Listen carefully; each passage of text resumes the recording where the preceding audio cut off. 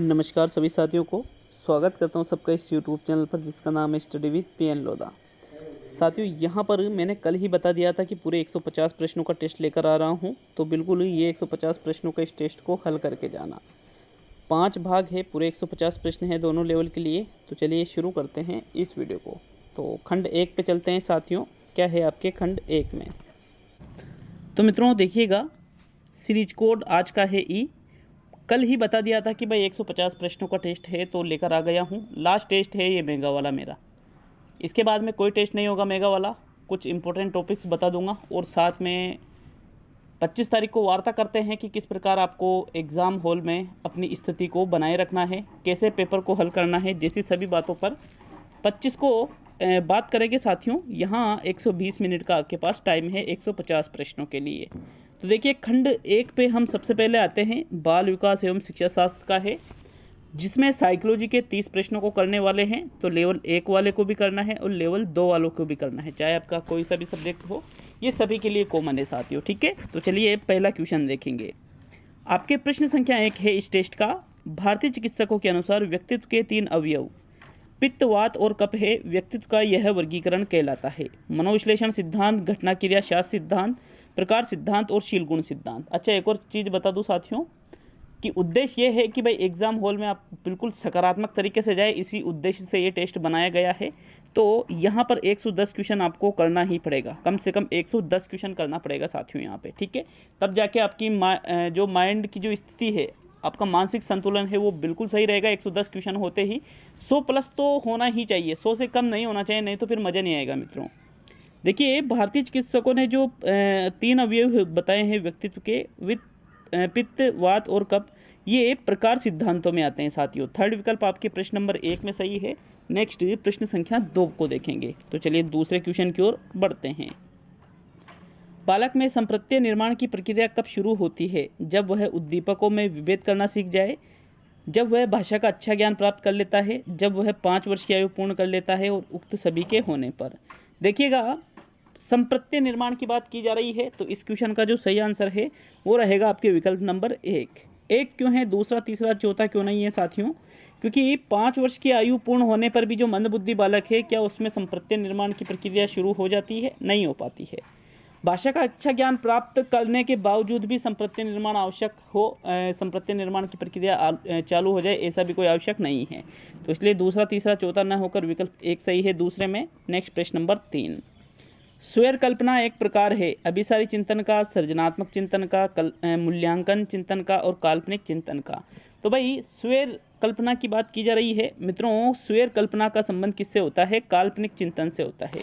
क्योंकि स्वर कल्पना मतलब जो अपने जो विचार है, अपनी जो इच्छाएं हैं, उसको जो हम कल्पनाओं के माध्यम से व्यक्त करते हैं अचेतन वाली चीज़ों को, तो वही स्वर कल्पना या काल्पनिक चिंतन कहलाता है। फोर्थ विकल्प आपके तीसरे में सही है। नो टेंशन होकर के बिल्कुल पेपर देना, बिल्कुल नो टेंशन से। जो हमने पढ़ा है ना वही चीज़ें आने वाली है। ऐसा नहीं है कि पेपर कहीं और से आ जाएगा, नहीं, पेपर वहीं से आएगा, बस थोड़ी सी शब्दावली चेंज हो सकती है, उस चीज़ को थोड़ा समझना है, बाकी पेपर तो पूरा ही वहीं से आएगा साथियों। 130 से 140 क्वेश्चन आपको बिल्कुल जो पढ़ रखे हैं वही लगेंगे। 5-10 क्वेश्चन हो सकते हैं नए आ जाए, क्योंकि हर बार नए प्रश्न पूछते ही है, चाहे कोई सा भी एग्जाम हो, रीट में तो पूछता ही है। ठीक है, तो नो टेंशन होके इतने दिनों से जो हम तैयारी कर रहे थे उसके प्रति विश्वास है ना, तो बिल्कुल नो टेंशन होके आप पेपर दे के आओ, फिर उसके बाद में बात करेंगे बाकी की। तो नेक्स्ट प्रश्न नंबर 4। किस बीमारी में एक छोटा बच्चा बूढ़ा देखने लगता है? डिसलेक्सिया, एडीएचडी, प्रोजेरिया और डिस्थीमिया। तो यहाँ पर जो सही आंसर है, बालक जो है कम उम्र में ही बूढ़े जैसे लक्षण उसके अंदर प्रतीत होते हैं। तो साथियों कम उम्र में ही कोई बच्चा अगर बूढ़े व्यक्ति जैसे उसके लक्षण हो जाए तो उसको प्रोजेरिया नाम की बीमारी हो जाती है। थर्ड विकल्प आपके चौथे क्वेश्चन में सही है। नेक्स्ट आगे बढ़ेंगे प्रश्न नंबर 5 पर। तो 5वां क्वेश्चन देखते हैं, ये देखिएगा। एक 6 वर्ष की लड़की खेलकूद में असाधारण योग्यता का प्रदर्शन करती है। उसके माता पिता दोनों ही खिलाड़ी है, उसे नित्य प्रशिक्षण प्राप्त करने भेजते हैं। ठीक है, इस सप्ताहांत में उसे प्रशिक्षण देते हैं। बहुत संभव है कि उसकी क्षमताएं निम्न दोनों के बीच परस्पर प्रतिक्रिया का परिणाम है: वृद्धि और विकास, स्वास्थ्य और प्रशिक्षण, अनुशासन और पौष्टिकता और आनुवंशिकता और पर्यावरण। तो प्रश्न संख्या 5 में कौन सा विकल्प आपका सही रहेगा? अच्छी तरह से प्रश्न को देख लीजिएगा साथियों। तो यहाँ पर देखो राइट आंसर कौन सा रहेगा प्रश्न संख्या 5 में, देखते हैं इसका सही आंसर कौन सा है। विकल्प नंबर 4 आपका बिल्कुल सही है, आनुवंशिकता और पर्यावरण। क्योंकि जो 6 वर्ष की लड़की है खेल कूद में असाधारण योग्यता का प्रदर्शन कर रही है, तो माता पिता भी उसके खिलाड़ी है, प्रशिक्षण भी उसे दे रहे हैं, तो मतलब आनुवंशिकता से ही वो चीज़ चल रही है और उसको प्रशिक्षण भी दिया जा रहा है, मतलब उसका पर्यावरण भी उचित है। तो इसलिए यहाँ पर चौथा विकल्प आपके 5वें क्वेश्चन में सही है। नेक्स्ट प्रश्न नंबर 6 पे आते हैं। अभिवृद्धि एवं विकास के संबंध में असत्य कथन कौन सा है? अभिवृद्धि है या ना, अभिव्यक्ति नहीं, अभिवृद्धि है, टाइपिंग मिस्टेक। तथा विकास दोनों वंशानुक्रम से प्रभावित होते हैं। अभिवृद्धि तथा विकास दोनों सकारात्मक सह संबंध रखते हैं। अभिवृद्धि तथा विकास दोनों जीवन पर्यंत चलने वाली क्रिया है। और अभिवृद्धि तथा विकास शैक्षणिक उपलब्धियों को प्रभावित करता है। तो यहाँ अभिव्यक्ति नहीं है, यहाँ अभिवृद्धि है। टाइपिंग में जब 2-2, 3-3 शब्द आते हैं तो टच होते ही वो दूसरा शब्द लिखाई में आ जाता है साथियों। तो देखो जो अभिवृद्धि एवं विकास के बारे में असत्य कथन आपसे पूछ रहा है, तो कौन सा विकल्प यहाँ पर आपको असत्य लग रहा है 6ठे क्वेश्चन में? राइट आंसर है आपके विकल्प नंबर 3, अभिवृद्धि तथा विकास दोनों जीवन पर्यंत चलने वाली क्रिया है। ये एक असत्य कथन है क्योंकि विकास तो जीवन पर्यंत चलता है लेकिन अभिवृद्धि एक निश्चित समय तक चलती है। तो थर्ड विकल्प आपके बिल्कुल असत्य है। बाकी पहला, दूसरा और जो चौथा विकल्प है कि भाई अभिवृद्धि और विकास दोनों ही वंशानुक्रम से भी प्रभावित होते हैं, दोनों का संबंध सकारात्मक होता है, दोनों शैक्षणिक उपलब्धियों को दोनों ही प्रभावित करते हैं। तो बाकी ये तो सारे ही सही है। गलत कौन सा है? थर्ड विकल्प। तो यही आपका आंसर है 6ठे क्वेश्चन में। कौन सा विकल्प? तीसरा विकल्प सही है साथियों। नेक्स्ट प्रश्न नंबर 7 पे आते हैं। सांवेगिक विकास के बारे में कौन सा कथन असत्य है? बालक के स्वस्थ सांवेगिक एवं विकास में घनिष्ठ संबंध होता है। सरकार आदि से बालक का सांवेगिक विकास प्रभावित होता है। निम्न मानसिक स्तर के बालकों में उसी आयु के प्रतिभाशाली बालकों की अपेक्षा सांवेगिक नियंत्रण कम होता है। उच्च सामाजिक स्थिति के बालकों में निम्न आर्थिक स्थिति वाले बालकों की अपेक्षा अधिक असंतुलन एवं अधिक सांवेगिक अस्थिरता होती है। तो 7वें क्वेश्चन को अच्छी तरह से देखिए कि भाई कौन सा कथन आपको यहाँ पर असत्य लग रहा है। देख लीजिए अच्छी तरह से प्रश्न को साथियों। राइट आंसर इसमें जो निकल के आता है वो है विकल्प नंबर 4। क्योंकि यहाँ पर क्या कह रहा है? उच्च सामाजिक स्थिति के बालकों में, मतलब जो बालक सामाजिक रूप से उच्च है, आर्थिक स्थिति वाले बालकों की अपेक्षा अधिक असंतुलन व अधिक सांवेगिक अस्थिरता। तो भाई संतुलन होगा ना, असंतुलन थोड़ी होगा। इसलिए चौथा विकल्प क्या हुआ? असत्य कथन हो गया आपके प्रश्न नंबर 7 में। यही आंसर है साथियों। नेक्स्ट प्रश्न नंबर 8 पे आते हैं। एरिक्सन के विकास सिद्धांत में निम्न में से किस स्थिति में बालक में कर्तव्य परायणता का भाव जागृत होता है? विश्वास बनाम अविश्वास, स्वायत्तता बनाम शर्म, शर्मा नहीं है शर्म है ये ना, भूमिका बनाम भूमिका संशय और आत्मीयता बनाम स्थिरता। तो एरिक्सन ने अपने मनोसामाजिक विकास के सिद्धांत में 8 अवस्थाओं का प्रतिपादन किया है, जिसमें कर्तव्य परायणता का भाव कब जागृत होता है साथियों? भूमिका बनाम भूमिका संशय में। विकल्प नंबर आपका 3 सही है प्रश्न नंबर 8 में। नेक्स्ट प्रश्न संख्या 9 पे आते हैं। तो देखो भूमिका मतलब पहचान बनाम पहचान भ्रांति की बात की जा रही है यहाँ पर, जो कि लगभग किशोरावस्था के समय होती है। यहीं पर बालक में कर्तव्य परायणता का भी भाव जागृत होता है। तो थर्ड विकल्प आपके 8वें क्वेश्चन में सही है। नेक्स्ट 9वें क्वेश्चन को देखेंगे। आपके 9वां क्वेश्चन क्या है मित्रों, देख लेते हैं। 9वां क्वेश्चन है, जेरोम ब्रूनर के संरचनात्मक विकास सिद्धांत को किस अन्य नाम से भी जाना जाता है? अन्वेषण का सिद्धांत, संज्ञानात्मक सिद्धांत, मनोविकास का सिद्धांत और प्रयोगात्मक विकास का सिद्धांत। तो जो जेरोम एस ब्रूनर के द्वारा संरचनात्मक विकास का सिद्धांत दिया गया है, इसको एक और अन्य किस नाम से भी जाना जाता है? अन्वेषण के सिद्धांत के नाम से भी इसको जाना जाता है। विकल्प 1 आपके 9वें क्वेश्चन में सही है। नेक्स्ट प्रश्न संख्या 10 पे आते हैं। प्रतिभाशाली बालक के संबंध में कौन सा कथन सत्य है? सत्य कथन आपको प्रतिभाशाली बालक के संबंध में देखना है। तो पहला विकल्प देखिएगा, प्रतिभाशाली बालक सर्जनशील, उत्साही, सुसमायोजित व तीव्र वृद्धि वाला होता है। प्रतिभाशाली बालक अनुशासन प्रिय, सुदृढ़, सांवेगिक परंतु कम बुद्धि उपलब्धि वाला होता है। प्रतिभाशाली बालक सर्जनशील, कल्पनाशील, जिज्ञासु व भावुक होता है। और प्रतिभाशाली बालक कुशाग्र बुद्धि, अद्भुत कार्य कुशल व सांवेगिक दृष्टि से सुदृढ़ होता है। तो यहाँ पर बताइए प्रतिभाशाली बालक के बारे में आपको कौन सा कथन सत्य लग रहा है? तो चलिए देख लेते हैं राइट आंसर कौन सा है। एक बार आप अच्छे से वीडियो को रोक के प्रश्न को अच्छे से पढ़ सकते हो। तो साथियों इस क्वेश्चन का जो सही आंसर है वो रहेगा विकल्प नंबर 4। प्रतिभाशाली बालक कुशाग्र बुद्धि का होता है, मतलब तीव्र बुद्धि का, अद्भुत कार्यकुशलता उसमें पाई जाती है और सांवेगिक दृष्टि से भी सुदृढ़ होता है। तो फोर्थ विकल्प आपके सही है। बाकी के विकल्प कैसे गलत हैं उनको भी देखते हैं। भाई यहाँ सृजनशीलता, हर एक प्रतिभाशाली बालक सृजनशील हो ये कोई ज़रूरी नहीं है। यहाँ भी सृजनशीलता है तो ये भी गलत हो गया। अब यहाँ क्या कह रहा है, परंतु कम बुद्धि उपलब्धि, तो कम बुद्धि उपलब्धि प्रतिभाशाली नहीं, ज़्यादा बुद्धि उपलब्धि होती है इनकी, इसलिए ये भी गलत हो गया। तो विकल्प 4 सही है आपके 10वें क्वेश्चन में। नेक्स्ट प्रश्न संख्या 11 को देखेंगे। 11वां क्वेश्चन है, पास एलोंग टेस्ट का विकास किसने किया? अलेक्जेंडर, मॉर्गन, बिनेट और टेलर। तो साथियों पास एलोंग टेस्ट का विकास जिसके द्वारा किया गया उसको किस नाम से जानते हैं? अलेक्जेंडर के नाम से जानते हैं। मतलब पास एलोंग टेस्ट किसने दिया है? अलेक्जेंडर ने दिया है। प्रथम विकल्प 11वें क्वेश्चन में सही है। नेक्स्ट प्रश्न संख्या 12 पे आते हैं। तो चलिए 12वां क्वेश्चन देखेंगे। सहकारी अधिगम से तात्पर्य है 2 या 2 से अधिक शिक्षक साथ पढ़ाते हैं उसे सहकारी अधिगम कहते हैं। 2 या 2 से अधिक छात्र है ये। 2 या 2 से अधिक छात्र समूह में कार्य करते हैं उसे सहकारी अधिगम कहते हैं। 2 या 2 से अधिक कक्षाएं एक साथ अधिगम करती है और 2 या 2 से अधिक कक्षाएं एक साथ अधिगम करती है। तो साथियों 13वां क्वेश्चन है, आलपोर्ट के अनुसार व्यक्ति के शील गुण 3 स्तरों के हैं। कौन कौन से? मौलिक, केंद्रीय और गौण, प्राथमिक, मौलिक और केंद्रीय, केंद्रीय, परिधीय और प्राधान्य, और प्राथमिक, गौण और केंद्रीय। तो देखो आलपोर्ट ने अपने सिद्धांत में शील गुणों का इन्होंने सिद्धांत दिया है। तो शील गुणों के प्रकारों में कौन कौन से बताए साथियों? 3 स्तर। एक तो मौलिक जिसको कार्डिनल भी कहा जाता है, एक केंद्रीय है, एक गौण है। तो ये तीनों ही प्रकार आलपोर्ट के शील गुणों के प्रकारों में आ जाते हैं। विकल्प 1 आपके 13वें क्वेश्चन में सही है। नेक्स्ट प्रश्न नंबर 14, कैननबार्ड सिद्धांत के अनुसार, देखो कैननबार्ड सिद्धांत संवेगात्मक विकास का सिद्धांत है। संवेगों से संबंधित सिद्धांत है। शारीरिक परिवर्तन और संवेग की अनुभूति एक साथ होती है। संवेग की अनुभूति पहले और शारीरिक परिवर्तन बाद में होता है। शारीरिक परिवर्तन पहले और संवेग की अनुभूति बाद में होती है। और सभी कथन सत्य है। तो भाई सभी कथन तो सत्य हो नहीं सकते क्योंकि 2 कथन तो बिल्कुल ही विपरीत यहाँ पर दे रखे हैं। तो फिर कौन सा विकल्प आपके इसमें सही है? साथियों राइट आंसर है प्रथम विकल्प। इसमें शारीरिक परिवर्तन और संवेग की अनुभूति एक साथ होती है। किसमें? कैननबार्ड सिद्धांत में। विकल्प नंबर आपका 1 सही है प्रश्न संख्या 14 में। नेक्स्ट प्रश्न संख्या 15 पे आते हैं। तो चलिए 15वें क्वेश्चन को देखते हैं। परिचित उद्दीपकों के समूह को एक इकाई के रूप में संचित करना कहलाता है। संवरण, भाव प्रबोधन, उद्वेलन और खंडियन। तो जो परिचित उद्दीपक मतलब जिन उद्दीपकों के प्रति हम परिचित हैं, मतलब जिनको हम जानते हैं, उसके समूह को यदि एक इकाई के रूप में हम संचित करते हैं तो साथियों वो कहलाता है खंडियन। चौथा विकल्प आपके 15वें क्वेश्चन में सही है।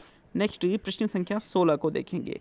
16वां क्वेश्चन, क्रियात्मक अनुसंधान मौलिक अनुसंधान से भिन्न है क्योंकि अध्यापकों, शैक्षिक प्रबंधकों एवं प्रशासकों द्वारा किया जाता है, शोधकर्ताओं द्वारा किया जाता है जिनका विद्यालय से कोई संबंध नहीं होता है, यह प्रमाणीकृत उपकरणों पर आधारित होता है और यह न्यायदर्श पर आधारित होता है।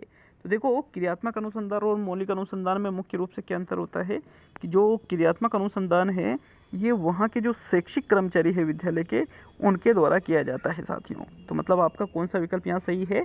विकल्प नंबर 1 अध्यापकों, शैक्षिक प्रबंधकों एवं प्रशासकों द्वारा किया जाता है। बाकी शोधकर्ता जिनका कोई विद्यालय से संबंध नहीं हो वो तो मौलिक अनुसंधान है। प्रमाणीकृत परीक्षणों पर आधारित भी मौलिक होता है, न्यायदर्श पर आधारित भी मौलिक होता है। तो विकल्प 1 आपके 16वें में सही है। नेक्स्ट प्रश्न संख्या 17 को देखेंगे। तो 17वां क्वेश्चन है, क्लासिकल अनुकूलन और नैमित्तिक अधिगम के बीच मूलभूत अंतर निम्न है। उद्दीपन प्रस्तुतिकरण, प्रतिक्रिया अर्जन, कालिक सन्निधि और क्रियाविधि। तो क्लासिकल अनुकूलन मतलब प्राचीन अनुबंधन की बात है और नैमित्तिक अधिगम मतलब क्रिया प्रसूत अनुबंधन की बात है। तो इन दोनों में जो मूल रूप से जो अंतर होता है वो होता है उद्दीपन प्रस्तुतिकरण, क्योंकि यहाँ पर उद्दीपन प्रस्तुतिकरण यहाँ पहले दिया जाता है क्लासिकल में और नैमित्तिक में पहले क्रिया कराई जाती है। तो विकल्प 1 आपके 17वें क्वेश्चन में सही है। नेक्स्ट आगे बढ़ेंगे प्रश्न संख्या 18 की ओर। तो 18वां क्वेश्चन, शिशु वस्तुओं को पकड़ने के लिए पहले पूरे हाथ का उपयोग करता है, बाद में अंगुलियों से ही वस्तुओं को पकड़ सकता है। यह विकास सूत्र है। विकास एक पारस्परिक प्रक्रिया है। विकास एक निश्चित स्वरूप का अनुसरण करता है। विकास निरंतर चलने वाली प्रक्रिया है और विकास साधारण से विशिष्ट दिशा की ओर चलता है। तो भाई पहले बालक क्या कर रहा है? वस्तुओं को पकड़ने के लिए पूरे हाथ का उपयोग कर रहा है और फिर हाथ से धीरे धीरे वो उंगलियों से वस्तुओं को पकड़ना सीख जाता है। तो फिर इसे ही क्या कहा जाता है साथियों? इसे ही साधारण से विशिष्ट दिशा की ओर जो विकास का सिद्धांत है के नाम से जाना जाता है। मतलब विकास कैसे होता है, साधारण से विशिष्ट की ओर। तो विकल्प नंबर आपका 4 सही रहेगा प्रश्न नंबर 18 में। नेक्स्ट आगे बढ़ेंगे प्रश्न संख्या 19 की ओर। तो चलिए 19वां क्वेश्चन देखेंगे। कोशिका के लिए ब्लूप्रिंट का कार्य करता है गुणसूत्र, माइटोकॉन्ड्रिया, जीन और शुक्राणु। तो कोशिका के लिए ब्लूप्रिंट का कार्य जिसके द्वारा किया जाता है उसको हम किस नाम से जानते हैं साथियों? गुणसूत्र के नाम से जानते हैं। विकल्प नंबर 1 आपके 19वें क्वेश्चन में सही है। नेक्स्ट प्रश्न संख्या 20 को देखेंगे। तो 20वां क्वेश्चन है आपके, अधिगम प्रक्रिया में अनुक्रिया तो पहले जैसी रहती है लेकिन परिस्थिति परिवर्तित हो जाती है। यह थार्डनाइक के किस नियम के अंतर्गत आता है? उपयोग का नियम, अनुप्रयोग का नियम, अभ्यास का नियम और साहचर्य परिवर्तन का नियम। तो भाई अधिगम प्रक्रिया में अनुक्रिया कैसी है? पहले जैसी है, लेकिन परिस्थिति में क्या हो रहा है? परिवर्तन हो रहा है। मतलब पहले जैसी अनुक्रिया है, परिस्थिति चेंजेज है, मतलब उस परिस्थिति को हमने सीख लिया है, उस परिस्थिति को किस प्रकार से हम हल करेंगे उसकी समस्या को, ये चीज़ जब सीख लिया जाता है तो उसको ही साहचर्य परिवर्तन का नियम कहते हैं। चौथा विकल्प आपके 20वें क्वेश्चन में सही है।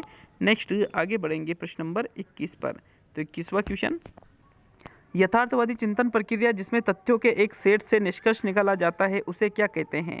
नैतिकता कहते हैं, तर्कना कहते हैं, काल्पनिक विचार कहते हैं या यादृच्छिकरण कहते हैं? तो यथार्थवादी चिंतन प्रक्रिया जिसमें तथ्यों के एक सेट से निष्कर्ष निकाले उसको साथियों हम तर्कना के नाम से जानते हैं। दूसरा विकल्प आपके 21वें क्वेश्चन में सही है। नेक्स्ट प्रश्न संख्या 22 पे आते हैं। तो 22वां क्वेश्चन आपसे पूछ रहा है, मस्तिष्क का वह भाग जो स्वप्न देखने और नींद से जागने की क्रिया से संबद्ध है कहलाता है? तारतु, स्वर्णिम, सेतु या पोन्स और फाई घटना। तो मस्तिष्क के जिस भाग से हम स्वप्न देखते हैं, ठीक है, जो रात में हमें सपने आते हैं इत्यादि जैसी चीज़ें होती है, तो इसको हम सेतु या पोन्स के नाम से जानते हैं साथियों। थर्ड विकल्प आपके 32वें क्वेश्चन में बिल्कुल सही है। नेक्स्ट प्रश्न संख्या 33 पे आते, सॉरी 32वें क्या 22वें क्वेश्चन में।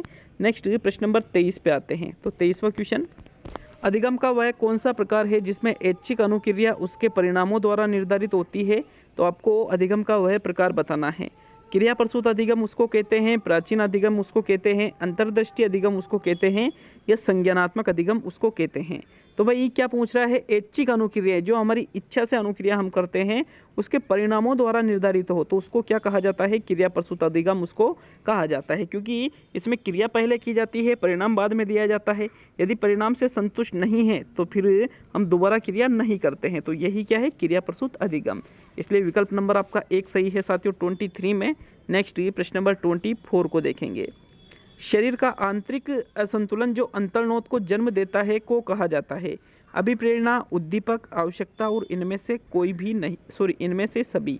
तो देखो, आंतरिक असंतुलन, शरीर में हमारे जब आंतरिक असंतुलन पैदा होता है जो अंतर्नोद को जन्म दे तो उसको हम आवश्यकता के नाम से जानते हैं। भाई आवश्यकता अंतर्नोद को जन्म देती है और अंतर्नोद हमें लक्ष्य की ओर ले जाता है। तो विकल्प नंबर आपके 3 24वें में सही है। नेक्स्ट प्रश्न नंबर 25। तो रिक्त स्थान है उसकी पूर्ति आपको करना है। सामाजिक अधिगम में वह प्रक्रिया है जिसके द्वारा बच्चा दूसरों का प्रेक्षण तथा अनुकरण करके सामाजिक एवं संज्ञानात्मक व्यवहार सीखता है। स्मृति, सहायक संकेत, अभिप्रेरक, आदत और मॉडलिंग। तो यहाँ पर बालक क्या कर रहा है? सामाजिक अधिगम में प्रक्रिया पहली चीज, तो जिसके द्वारा बालक क्या कर रहा है? दूसरों का प्रेक्षण, मतलब दूसरों का अवलोकन कर रहा है, फिर उसका अनुकरण करता है और सामाजिक और संज्ञानात्मक व्यवहार को सीख जाता है। तो साथियों इसको अब्राहम मैस्लो के द्वारा मॉडलिंग नाम दिया है। चौथा विकल्प आपके 25वें क्वेश्चन में सही रहेगा। तो चलिए आगे बढ़ेंगे प्रश्न नंबर 26 पर। 26वां प्रश्न, एनसीएफ 2005 में किस परीक्षा संबंधी सुधार के सुझाव दिए गए थे? कक्षा 8वीं की बोर्ड परीक्षा ऐच्छिक हो, कक्षा 5वीं की बोर्ड परीक्षा ऐच्छिक हो, कक्षा 10वीं की बोर्ड परीक्षा ऐच्छिक हो और कक्षा 12वीं की बोर्ड परीक्षा ऐच्छिक हो। तो एनसीएफ 2005 ने जो अपने परीक्षा संबंधी सुधारों के बारे में बात की थी कि भाई किस कक्षा की परीक्षा में सुधार करने की आवश्यकता है, तो साथियों वो राइट आंसर रहेगा कक्षा 10 की परीक्षा ऐच्छिक हो। इसके लिए एनसीएफ 2005 ने बताया था कि 10वीं जो बोर्ड अनिवार्य होती है उसको ऐच्छिक किया जाना चाहिए। थर्ड विकल्प आपके 26 में सही है। नेक्स्ट प्रश्न नंबर 27, एक बीज जो समग्रता के रूप में इसके अध्ययन से सीखा जा सकता है, यह कथन किस शिक्षण सिद्धांत पर आधारित है? प्राचीन अनुबंधन का सिद्धांत, इनसाइड क्लासिकल थ्योरी, प्रयत्न व त्रुटि का सिद्धांत और चिर प्रतिष्ठित अनुकूलन का सिद्धांत। तो देखो समग्रता के रूप में हम जब किसी चीज़ को सीखते हैं तो वो कहलाता है अंतर्दृष्टि का सिद्धांत, लेकिन यह अंतर्दृष्टि का नहीं दे रखा है तो उसको इंग्लिश में कहते हैं inside theory, inside classical. Second विकल्प आपके 27वें में सही है। क्लासिकल शब्द जोड़ दिया गया ताकि आप क्वेश्चन को गलत कर दो, ठीक है। यहाँ बिल्कुल सेकंड विकल्प आपके 27 में सही है। नेक्स्ट आगे बढ़ेंगे प्रश्न नंबर 28 पर। तो 28वां क्वेश्चन है, निःशुल्क एवं अनिवार्य बाल शिक्षा का अधिकार अधिनियम 2009 दिव्यांग बच्चों की निःशुल्क शिक्षा के उपचारों को सुनिश्चित करता है। 6 से 18 वर्ष तक के लिए, 3 से 18 वर्ष तक के लिए, 6 से 14 वर्ष तक के लिए और 3 से 14 वर्ष तक के लिए। तो भाई आरटी 2009 की बात की जा रही है। इस क्वेश्चन का जो राइट आंसर 28वें में रहेगा वो रहेगा साथियों 6 से 18 वर्ष। अगर 6 से 14 पे चल गए तो आंसर गलत हो गया। क्यों? क्योंकि यहाँ दिव्यांग बच्चों की बात की जा रही थी साथियों। दिव्यांग मतलब जो कहीं ना कहीं शारीरिक या मानसिक रूप से उनमें कोई प्रॉब्लम है साथियों, तो उनके लिए सरकार ने 4 वर्ष की अतिरिक्त छूट दे रखी है। वैसे तो 6 से 14 है, लेकिन दिव्यांग आते ही फिर वो 4 वर्ष की छूट सहित 6 से 18 हो जाता है। विकल्प 1 आपके 28वें में सही है। नेक्स्ट प्रश्न संख्या 29 पे आते हैं। तो 29वां क्वेश्चन, किसी इच्छा या आवश्यकता में रुकावट पड़ने पर उससे उत्पन्न होने वाला सांवेगिक तनाव क्या कहलाता है? द्वंद्व कहलाता है, कुंठा कहलाता है, चिंता कहलाती है या तनाव कहलाता है? तो हमारी जो कोई इच्छा है या हमारी कोई आवश्यकता है, इसमें कोई रुकावट आ जाती है, तो रुकावट आने पर जो उससे उत्पन्न सांवेगिक तनाव होता है साथियों, उसको क्या कहेंगे? प्रश्न संख्या 29 में सही आंसर बताना है। तो राइट आंसर है कुंठा। इसको क्या किस नाम से जाना जाता है? कुंठा के नाम से जाना जाता है। विकल्प 2 आपके 29वें में सही है। अब खंड 1 का अंतिम और 30वां क्वेश्चन, इसके बाद खंड 2 पे चलेंगे। तो कौन सी अधिगम विशेषता मानसिक मंद बालक की नहीं है? धीमी गति से सीखना, शीघ्र भूलना, अनुकरण से सीखना और सामान्यीकरण करना। तो भाई एक जो मानसिक रूप से मंद बालक है वो धीमी गति से सीखता है, सही बात है, लेकिन भूलता भी शीघ्र है, ये भी सही है। अनुकरण दूसरों को देख करके ही सीखता है, ये भी सही है, लेकिन सामान्यीकरण करने की क्षमता उसमें नहीं पाई जाती है साथियों।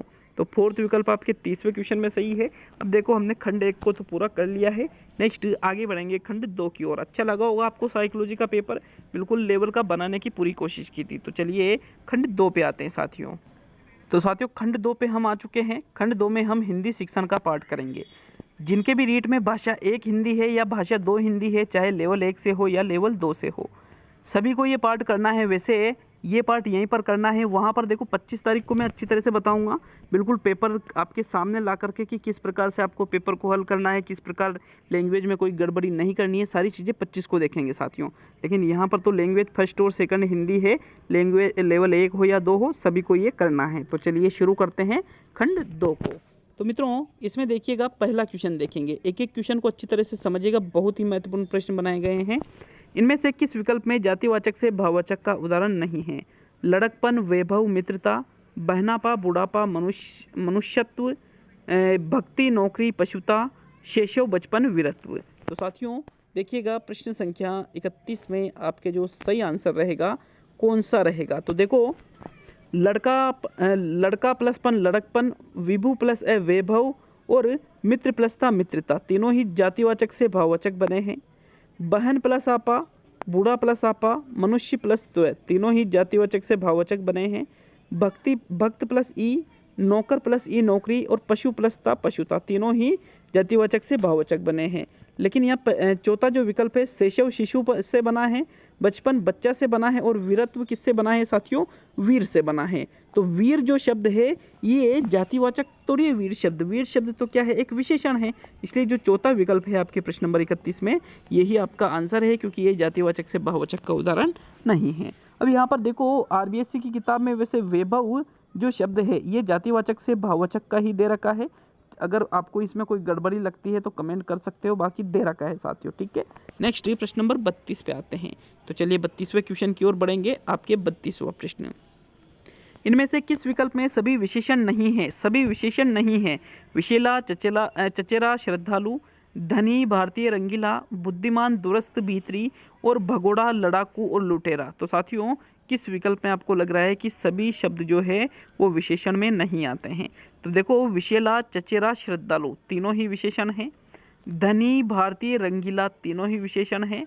बुद्धिमान, दुरस्त, भीतरी और भगोड़ा, लड़ाकू और लुटेरा, इनमें से आपका कौन सा वाला विकल्प सही है साथियों? तो देखो बुद्धि प्लस मान बुद्धिमान, दूर दूर में यहाँ पर स्थे लगा हुआ है दूरस्थ, और भीतर में ई लगा हुआ है तो भीतरी।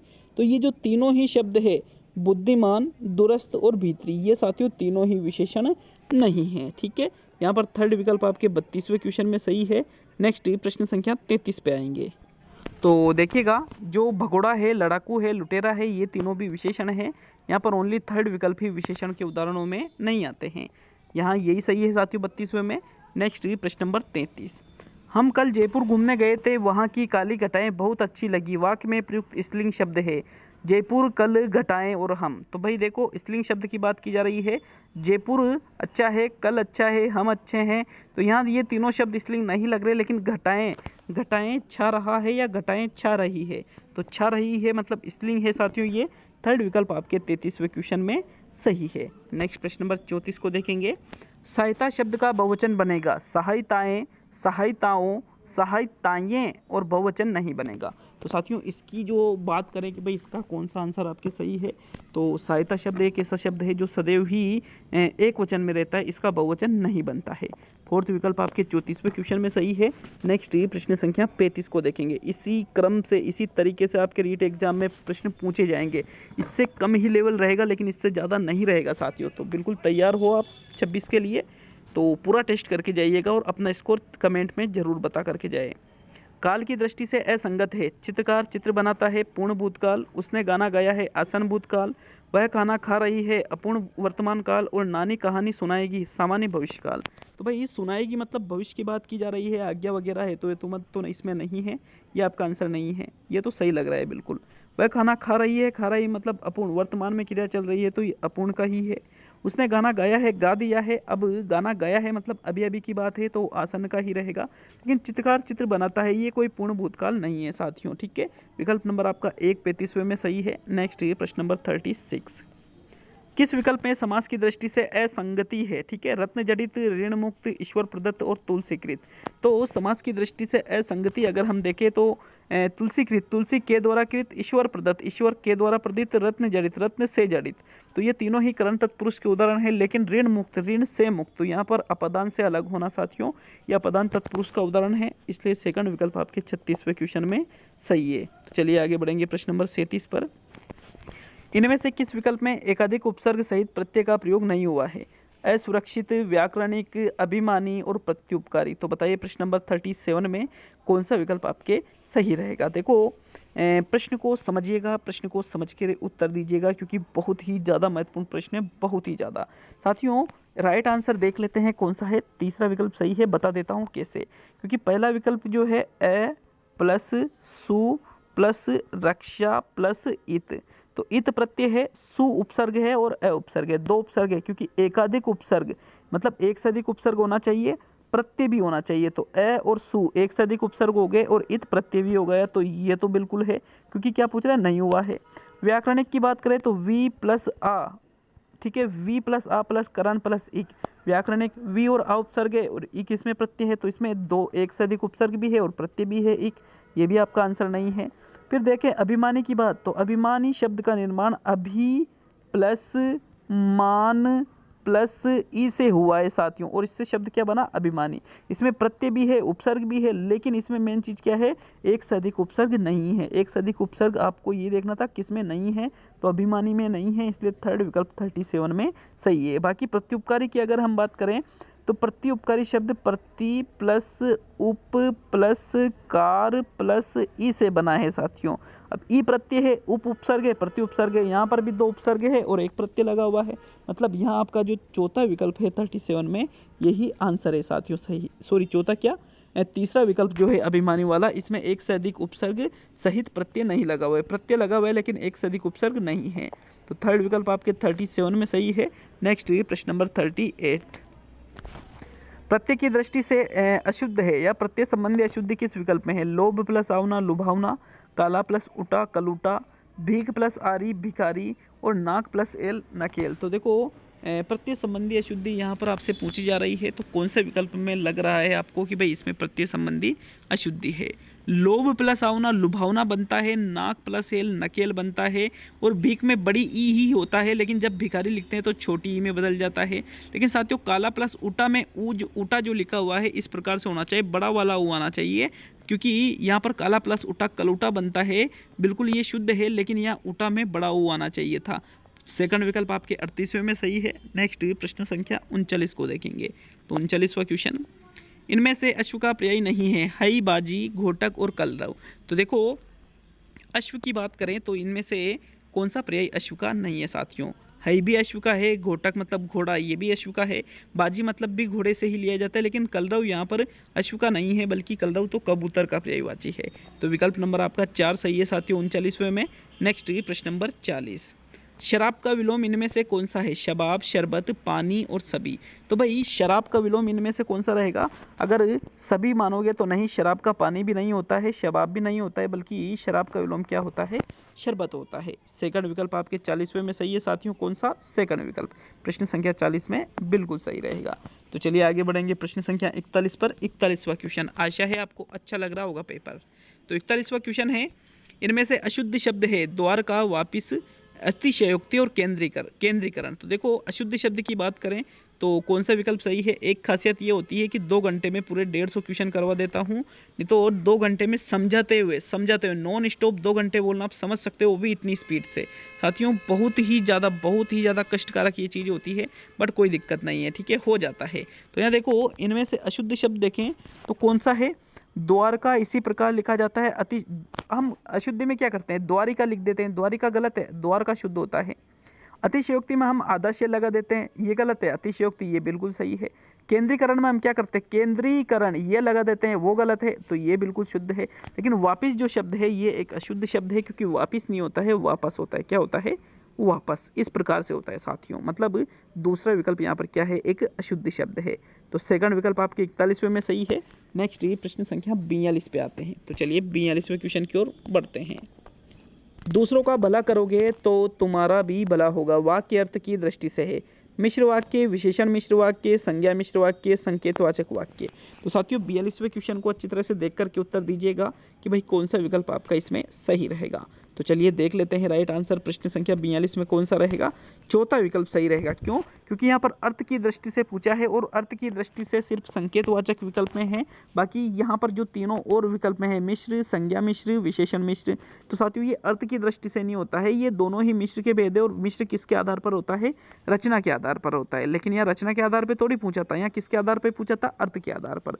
तो ये अर्थ के आधार पर संकेतवाचक वाक्य का उदाहरण है। फोर्थ विकल्प आपके 42वें क्वेश्चन में बिल्कुल सही है साथियों। नेक्स्ट प्रश्न नंबर 43, तुम अभी रवाना हो जाओ ताकि समय पर गाड़ी मिल सके, यह वाक्य है। सरल वाक्य है, सरल वाली नहीं, सरल वाक्य है ना। संयुक्त वाक्य है, मिश्र वाक्य है, और सभी। तो देखो तुम अभी रवाना हो जाओ ताकि समय पर गाड़ी मिल सके। तो साथियों यहाँ पर तो सारे ही सरल, संयुक्त, मिश्र, रचना के आधार पर दे रखे हैं। तो तुम और ताकि ऐसे शब्द जो दोनों एक दूसरे से जुड़े हुए हैं, ये एक मिश्र वाक्य का उदाहरण है। थर्ड विकल्प 43वें में सही है। नेक्स्ट प्रश्न नंबर 44, किस विकल्प में कारक संबंधी अशुद्धि नहीं है। उनके सिर में घने बाल है, आम को खूब पका होना चाहिए, सीता घर नहीं है, और राम ने गुरुजी से प्रश्न पूछा। तो देखो आपको किस विकल्प में कारक संबंधी अशुद्धि नहीं लग रही है साथियों। 44वें प्रश्न में सही आंसर का चयन करिएगा। तो देखो 44वें क्वेश्चन में जो राइट आंसर है, उसके सिर में घने बाल है, सिर में नहीं सिर पर होता है, कारक संबंधी अशुद्धि है। आम को खूब पका होना चाहिए, को नहीं, आम खूब पका होना चाहिए, कारक संबंधी शुद्धि है। सीता घर नहीं है, ऐसा नहीं, सीता घर पर नहीं है, ठीक है। तो बिल्कुल ये जो वाक्य है इसमें भी कारक संबंधी शुद्धि है। और राम ने गुरुजी से प्रश्न पूछा। तो साथियों राम ने गुरुजी से प्रश्न पूछा नहीं जाता है, गुरुजी से प्रश्न पूछते थोड़ी, बल्कि प्रश्न करते हैं। तो यहाँ पर ये क्रिया संबंधी शुद्धि का उदाहरण है चौथा विकल्प, इसलिए 44वें में आपके चौथा विकल्प सही रहेगा। शायद यहाँ जो तीसरा विकल्प है, सीता घर नहीं है, सीता घर पर नहीं है, ऐसा आना चाहिए था, ठीक है। तो शायद ये थोड़ा शुद्ध वाक्य भी मुझे लग रहा है, इसके लिए कमेंट करो यार आप थोड़ा ध्यान से, या टाइपिंग में कुछ मिस्टेक हो गई है शायद इस वाक्य में, क्योंकि ऐसा होना चाहिए सीता घर में नहीं है, ऐसा होना चाहिए, तब जाके कारक संबंधी शुद्धि होती। तो यहाँ फिर तीसरे को भी सही मानना पड़ेगा। चलो इसके लिए कमेंट कर दो, नहीं तो तीसरा भी बिल्कुल सही माना जाएगा, बट यहाँ प्रथम चॉइस अपनी चौथा विकल्प है, क्योंकि ये साफ साफ क्रिया संबंधी अशुद्धि है। नेक्स्ट प्रश्न नंबर 45 पे आते हैं। समानाधिकरण उपवाक्यों के बीच जब कोई संयोजक चिन्ह न हो तो किस विराम चिन्ह का प्रयोग किया जाता है? अर्ध विराम चिन्ह, अपूर्ण विराम चिन्ह, अल्प विराम चिन्ह और अवतरण चिन्ह। तो भाई अवतरण चिन्ह तो इस प्रकार से होता है, इसका प्रयोग नहीं करेंगे जहां उपवाक्यों के बीच कोई संयोजक चिन्ह नहीं हो समानाधिकरण उपवाक्यों के बीच। तो साथियों अल्प विराम चिन्ह का भी वहां प्रयोग नहीं करेंगे। तो साथियों जहां पर समानाधिकरण उपवाक्यों के बीच कोई संयोजक चिन्ह नहीं होता है उस जगह हम कौन से विराम चिन्ह का प्रयोग करते हैं? अपूर्ण विराम चिन्ह का प्रयोग करते हैं। विकल्प नंबर आपका 2 सही है 45वें में। नेक्स्ट प्रश्न नंबर 46। अंकुर जमाना मुहावरे का अर्थ है पेड़ उगाना, अधिकार जमाना, व्यवसाय खड़ा करना और प्रतिष्ठा स्थापित करना। तो बताइए प्रश्न संख्या 46 में कौन सा विकल्प आपके सही रहेगा? तो चलिए देख लेते हैं राइट आंसर। देखो अंकुर जमाना जो मुहावरा है इसका जो सही अर्थ होता है साथियों पेड़ उगाना नहीं है, व्यवसाय खड़ा करना नहीं है, प्रतिष्ठा स्थापित करना भी नहीं है, बल्कि कौन सा विकल्प सही रहेगा? अधिकार जमाना। अधिकार जमाना अंकुर जमाना मुहावरे का सही अर्थ होता है। तो आपके जो सेकंड विकल्प है 46वें में यही सही आंसर रहेगा। नेक्स्ट आगे बढ़ेंगे प्रश्न संख्या 47 की ओर। तो आपके 47वां प्रश्न है किस विधि में प्रत्येक छात्र अपनी सीखने की गति के अनुसार सीख सकते हैं? संभाषण प्रदर्शन विधि, प्रयोग विधि, हुरिस्टिक विधि और नियोजित अनुदेशन विधि। तो भाई हुरिस्टिक खोज विधि होती है जिसमें प्रतिभाशाली बालक अच्छे से सीखते हैं, प्रयोग विधि में भी नहीं सीखते हैं, संभाषण में भी नहीं सीखते हैं, बल्कि जो नियोजित अनुदेशन जिसको हम अभिकर्मित अनुदेशन भी कहते हैं साथियों, तो इस विधि में छात्र अपने सीखने की गति से सीख सकते हैं। विकल्प नंबर आपका 4 सही है प्रश्न नंबर 47 में। नेक्स्ट प्रश्न संख्या 48 पे आते हैं। तो 48वां क्वेश्चन देखेंगे किस विधि में प्रत्येक छात्र अपनी डबल बार टाइप हो गया क्या?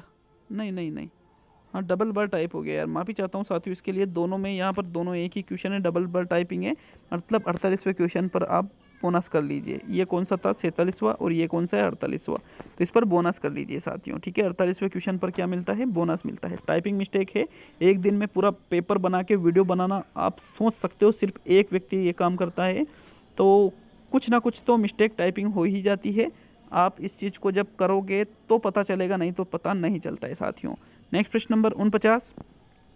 भाषा के आकलन की प्रक्रिया पाठ के अंत में दिए गए अभ्यासों के माध्यम से होती है, सीखने सिखाने के दौरान चलती है, केवल बच्चों का निष्पादन जानने के लिए होती है और केवल शिक्षक का निष्पादन जानने के लिए होती है। तो भाई देखो भाषा के आकलन की जो प्रक्रिया है शिक्षक का निष्पादन या बच्चे के निष्पादन नहीं, बल्कि ये सीखने सिखाने के दौरान भी चलती रहती है। जब हम बच्चों को सिखाते हैं, बच्चे सीखते हैं, तो साथियों उस समय भी आकलन की प्रक्रिया चलती रहती है, क्योंकि आकलन एक सतत रूप में चलने वाली प्रक्रिया है जो निरंतर चलेगी साथियों। विकल्प नंबर आपका 2 सही है 49वें में। इसमें अगर आपको लग रहा है कि प्रथम है तो गलत है, ओनली सेकंड विकल्प सीखने सिखाने के दौरान चलती रहती है, ठीक है। विकल्प 2 ही 49वें में सही माना जाएगा। नेक्स्ट प्रश्न नंबर 50। बच्चों की भाषिक अभिव्यक्ति के आकलन के लिए किस तरह के प्रश्न सहायक नहीं है? बहुविकल्पीय, लघुत्तरात्मक, निबंधात्मक, सारांश प्रस्तुत करना। तो देखो भाषिक अभिव्यक्ति की अगर बात की जाती है तो भाई निबंधात्मक में अच्छे से अभिव्यक्त हो जाते हैं, सारांश प्रस्तुत में अच्छे से हो जाते हैं, लघुत्तरात्मक में अच्छे से हो जाते हैं, लेकिन जो ऑब्जेक्टिव टाइप के क्वेश्चन होते हैं इसमें हम अपनी अभिव्यक्ति थोड़ी कर सकते हैं, क्योंकि इसमें तो किसी एक ही विकल्प का चुनाव करना पड़ता है। अब एक ही विकल्प का चुनाव कर रहे हैं तो अभिव्यक्ति कहाँ से करेंगे? इसलिए प्रथम विकल्प आपके 50वें क्वेश्चन में सही है साथियों। कौन सा? प्रथम विकल्प। तो चलिए 51वें क्वेश्चन की ओर। जिला शिक्षा और प्रशिक्षण संस्थान जिसको डाइट कहा जाता है स्थापित करने का सुझाव किसके द्वारा दिया गया? आचार्य राममूर्ति समिति 1990, शिक्षा आयोग 1964-66, राष्ट्रीय शिक्षा नीति 1986 और इनमें से कोई भी नहीं। तो देखो जिला शिक्षा और प्रशिक्षण संस्थान डाइट की बात की जा रही है, तो डाइट स्थापित करने का सुझाव किसने दिया था? राष्ट्रीय शिक्षा नीति 1986 के द्वारा, NEP 1986। सतत व्यापक मूल्यांकन पर जोर भी इसी के द्वारा दिया गया था साथियों। थर्ड विकल्प 91वें में सही है। नेक्स्ट प्रश्न नंबर 52 पे आते हैं। ध्वन्यात्मक शब्दों के द्वारा विचारों का प्रकटीकरण भाषा है, भाषा की यह परिभाषा किसने दी है? स्वीट ने, गुने ने, स्पर्शन ने और वाद्रिय ने। तो साथियों यहाँ पर जो भाषा की उपयुक्त परिभाषा दी गई है कि जो ध्वन्यात्मक शब्द है इसके द्वारा हम विचारों को प्रकट करते हैं, यही भाषा कहलाती है। स्वीट महोदय के द्वारा ये परिभाषा दी गई है। विकल्प 1 आपके 52वें में सही है। नेक्स्ट प्रश्न नंबर 53। मूल्यांकन का प्रमुख उद्देश्य होता है छात्र की प्रगति, छात्र का वर्गीकरण, पाठ्यक्रम परिवर्तन और इनमें से सभी। तो मूल्यांकन का मुख्य उद्देश्यों में छात्र प्रगति भी देखी जाती है, वर्गीकरण भी किया जाता है, पाठ्यक्रम में परिवर्तन भी किए जाते हैं, मतलब इनमें से सभी विकल्प जो चौथा है यही आपका आंसर है 53 में। नेक्स्ट प्रश्न नंबर 54। निम्न में से कौन सा अधिगम की प्रक्रिया का परिणाम नहीं है? ज्ञान, संकल्पना, अभिवृत्ति और परिपक्वता। तो भाई अधिगम की प्रक्रिया के परिणामों में ज्ञान आ जाता है, संकल्पना स्पष्ट होती है, अभिवृत्ति हमारी बदलती है, अभिवृत्ति है ये ना। लेकिन परिपक्वता अधिगम की प्रक्रिया का परिणाम नहीं है बल्कि एक स्वाभाविक प्रक्रिया होती है। तो चौथा विकल्प आपके 54 में सही है। नेक्स्ट प्रश्न नंबर 55। पठन सीखने का आशय छात्रों को ऐसी योग्यता प्रदान करने से है कि वे पठन सामग्री को अर्थग्रहण करते हुए पढ़ सकते हैं, वे पाठ्य सामग्री का शुद्ध उच्चारण के साथ वाचन कर सके, वे पाठ्य सामग्री को पढ़ सके और वे पाठ्य सामग्री का सस्वर उच्चारण कर सके। तो देखो, पठन का मतलब यूँ नहीं होता है कि किसी चीज़ को पढ़ना ही पठन है, बल्कि उसको समझ करके पढ़ना पठन कहलाता है साथियों। मतलब वे पठन सामग्री को अर्थग्रहण करते हुए पढ़ते हैं तो वो कहलाता है पठन। विकल्प 1 आपके 55वें में सही है। नेक्स्ट प्रश्न नंबर 56। वाचन शिक्षण की सर्वाधिक प्राचीन प्रणाली है अक्षरबोध विधि, ध्वनि साम्य विधि, अनुकरणीय विधि और संगत विधि। तो सर्वाधिक प्राचीन विधि की बात की जा रही है साथियों। वाचन शिक्षण की सर्वाधिक प्राचीन विधि आपको इनमें से कौन सी लग रही है? 56 में सही आंसर का चुनाव कीजिएगा कि भाई कौन सा विकल्प इसमें सही रहेगा। तो देखिएगा, इनमें से जो विकल्प दिए गए हैं, वाचन शिक्षण की सर्वाधिक प्राचीन प्रणाली जो है वो कौन सी है? अक्षर बोध विधि है साथियों। विकल्प 1 आपके 56 में सही है। नेक्स्ट प्रश्न नंबर 57। प्राथमिक स्तर पर आपके अनुसार वाचन शिक्षण का प्रमुख उद्देश्य होना चाहिए शुद्ध उच्चारण की क्षमता का विकास, शब्द भंडार की वृद्धि, विराम चिन्हों का ज्ञान और उचित आरोह अवरोह। तो भाई प्राथमिक स्तर पर वाचन शिक्षण का जो प्रमुख उद्देश्य होना चाहिए साथियों, क्या होना चाहिए? विराम चिन्हों का नहीं होगा, शब्द भंडार की वृद्धि नहीं होगी। अब आरोह अवरोह तो उच्च प्राथमिक पर आ जाता है, लेकिन प्रथम विकल्प जो है शुद्ध उच्चारण क्षमता का विकास, ये वाचन शिक्षण का प्रमुख उद्देश्य प्राथमिक स्तर पर माना जाता है। तो विकल्प 1 आपके 57 में सही है। नेक्स्ट प्रश्न नंबर 58। हिंदी शिक्षण की कौन सी सामग्री श्रवण कौशल के विकास के लिए उपयुक्त नहीं है? आदर्श वाचन, नीर तीर जैसे खेल, श्रुत लेखन और प्रतिलिपि। तो देखो, श्रवण कौशल मतलब जिसमें श्रवण कौशल का विकास होता है तो उसके लिए कौन सा उपयुक्त नहीं है यहाँ पर? आदर्श वाचन अध्यापक करता है, छात्र सुनते हैं तो श्रवण कौशल का विकास होगा। श्रुत लेखन अध्यापक, श्रुत मतलब बोलता है, छात्र सुनते हैं और फिर लिखते हैं, तो सुनने के साथ साथ लेखन का भी हो जाता है, सुनने का भी होता है लेकिन, तो ये भी सही है। नीर तीर जैसे खेलों से भी नीर तीर ऐसे बोला जाता है, छात्र सुनते हैं तो इससे भी श्रवण कौशल का विकास होगा। लेकिन प्रतिलिपि में सिर्फ लिखा जाता है तो इससे श्रवण कौशल का नहीं बल्कि लेखन कौशल का विकास होगा। चौथा विकल्प आपके 58 में सही आंसर रहेगा। नेक्स्ट प्रश्न नंबर 59।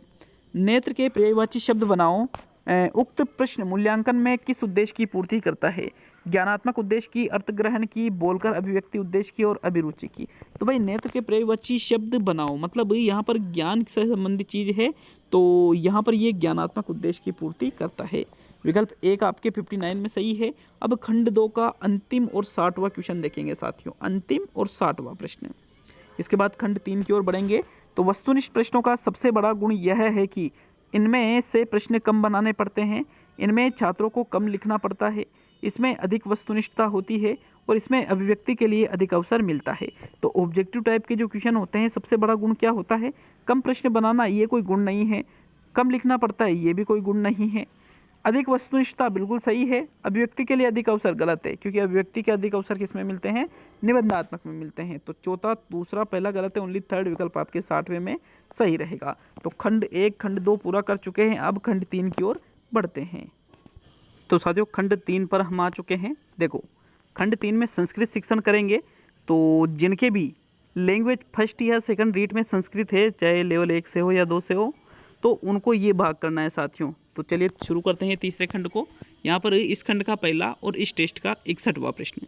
शिशु दूध के लिए रोता है, तो इसका आपको संस्कृत में अनुवाद करना है।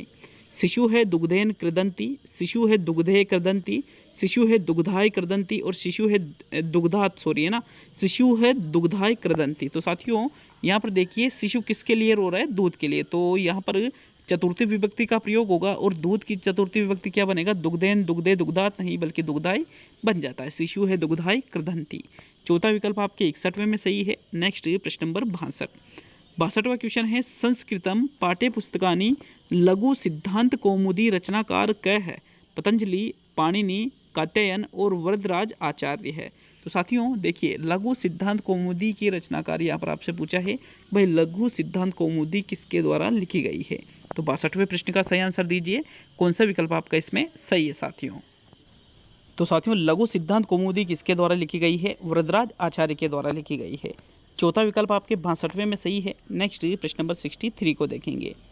धर्मो ही परमो लोके धर्मे रिक्त स्थान प्रतिष्ठितम, तो यहाँ पर आपको रिक्त स्थान की पूर्ति करनी है। सुक्ति है साथियों एक। रिक्त स्थान में सत्यम आएगा, असत्यम आएगा, पुरुषः आएगा, पापांग आएगा, पापम। तो देखो धर्मो ही परमो लोके धर्मे सत्यम प्रतिष्ठितम, तो यहाँ पर सत्यम आएगा साथियों। विकल्प नंबर आपका एक सही है 63 में। नेक्स्ट ये प्रश्न नंबर 64। कस्मिन् विधौ शिक्षकः सर्वप्रथम छात्राणां समक्षे विशिष्टानि उदाहरणानि उपस्थायति, तो निगमन विधि है, आगमन विधि है, समवाय विधि है, पाठ्यपुस्तक विधि है। अर्थात नहीं बताऊंगा, एक बार आप आंसर बता दीजिए, क्योंकि यहाँ शिक्षण विधियों को तो मैं अच्छी तरह से व्याख्या कर दूंगा, ठीक है। बाकी थोड़ी संस्कृत उतनी है नहीं जितनी आप लोगों की है, लेकिन फिर भी आपके लिए बेस्ट क्वेश्चन में लेकर आ जाता हूँ साथियों। तो यहाँ जो राइट आंसर रहेगा, देखो किस विधि में चुन लिया ना सभी ने आंसर, क्योंकि मैं आंसर अनुवाद बता रहा हूँ, और अनुवाद बताते हैं मतलब आंसर बता रहा हूँ। तो किस विधि में शिक्षक सबसे पहले छात्रों के समक्ष विशिष्ट उदाहरण प्रस्तुत करता है, तो विशिष्ट उदाहरण यहाँ पर आगमन विधि में प्रस्तुत किए जाते हैं साथियों। दूसरा विकल्प 64 में सही है। नेक्स्ट प्रश्न नंबर 65 को देखेंगे। कस्मिन् विधि है शिक्षक है कथा वाचका है इव है आचरणम करोति, तुलना विधि है, टीका विधि है, व्यास विधि है, दंडान्वय विधि है। तो साथियों इस क्वेश्चन का सही आंसर चूज कर लीजिए, उसके बाद इसका अर्थ भी देख लेंगे और इसका सही आंसर भी देख लेंगे। तो 65वां क्वेश्चन कह रहा है किस विधि में शिक्षक कथावाचक का आचरण करता है, तो किस विधि में करता है, व्यास विधि में करता है। थर्ड विकल्प आपके 65 में सही रहेगा। नेक्स्ट आगे बढ़ेंगे प्रश्न नंबर 66 की ओर। तो 66वां क्वेश्चन। हर्बर्टीय पंचपदीय प्रथम है सोपानम वर्तते, हर्बर्ट की पंचपदी में प्रथम सोपान कौन सा है? प्रस्तावना है, तुलना है, सामान्यकरणय है, प्रयोगय है।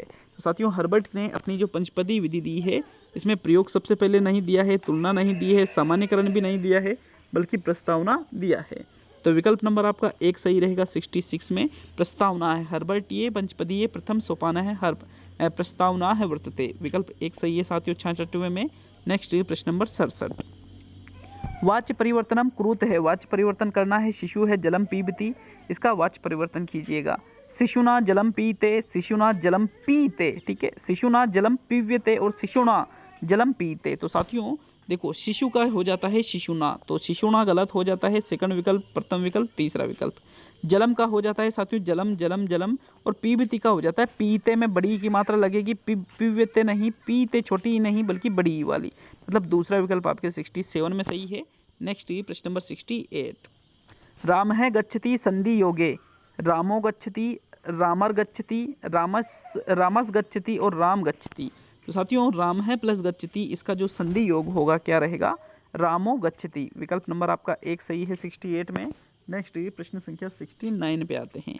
तो 69वां क्वेश्चन देखेंगे। गम प्लस तव्यत कृदंत प्रयोगे गमितव्यम, गंतव्यम, गातव्यम और गंतव्यत। तो देखो गम में तव्यत प्रत्यय जब हम लगा देते हैं, जब तव्यत प्रत्यय लगा देते हैं तो साथियों इससे जो नया शब्द बनेगा वो क्या बनेगा? गंतव्यम। विकल्प नंबर आपका 69वें में सही रहेगा। नेक्स्ट प्रश्न, तो यहाँ सेकंड विकल्प आपके 69 में सही है। नेक्स्ट प्रश्न नंबर 70।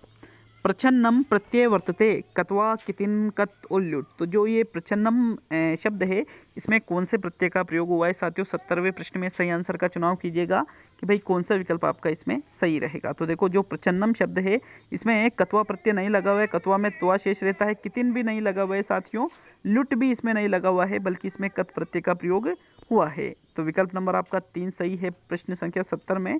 नेक्स्ट प्रश्न संख्या 71 पे आते हैं। तो आपके प्रश्न नंबर 71। त्वमेव माता चे पिता त्वमेव पदम छंद है वर्तते। तो इसमें जो ये पद दे रखा है इसमें कौन से छंद का प्रयोग हुआ है? इंद्र वज्रा उपजाति वंशस्थ उपेंद्र वज्रा। तो साथियों प्रश्न संख्या 71 में गिन लीजिए वर्णों को, और वर्णों को गिनने के बाद में देखो अगर जो मैच हो रहे हैं वर्ण तो फिर उसका जो प्रारंभिक लक्षण है उसको भी आप देख लीजिए। इससे आसानी से आपके निकल जाएगा कि इसमें किस छंद का प्रयोग हुआ है। तो 71वें क्वेश्चन का राइट आंसर बताइएगा कौन सा विकल्प आपका इसमें सही है साथियों। तो देखिएगा साथियों, त्वमेव माता चे पिता त्वमेव गिन लियोगे आपने। इसमें जो छंद है वो है उपेंद्र वज्रा। विकल्प नंबर आपका 4 सही है 71 में। नेक्स्ट प्रश्न नंबर 72 पे आते हैं। तो 72वां क्वेश्चन है। प्रत्यक्ष विधेयर परम नाम अस्ति, निर्बाध विधि है, संश्लेषण विधि है, निगमन विधि है, विश्लेषण विधि है।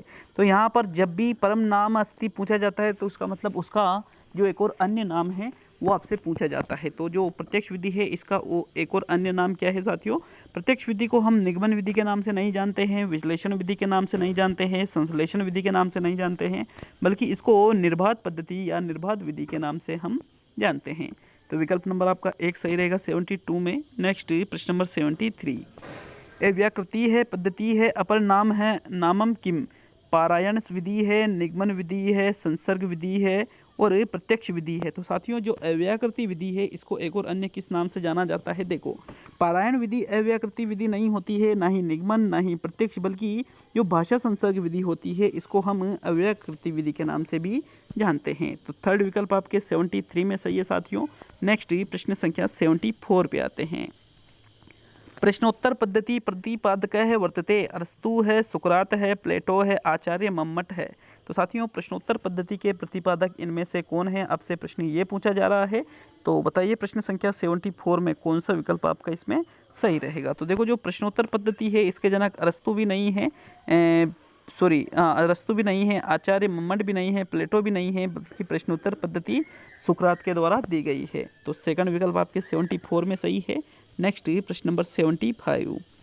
शिक्षणस्य सर्व प्राचीन है, शिक्षण विधि वर्तते? परीक्षण विधि है, पाठ्यपुस्तक विधि है, व्याख्या विधि है, प्रत्यक्ष विधि है। मतलब शिक्षण की सभी सर्व प्राचीन मतलब सबसे प्राचीन शिक्षण विधि कौन सी है? तो साथियों शिक्षण की सबसे प्राचीन विधि परीक्षण नहीं है, प्रत्यक्ष नहीं है, पाठ्यपुस्तक या व्याख्या, दोनों में से किसी एक का चयन कीजिएगा।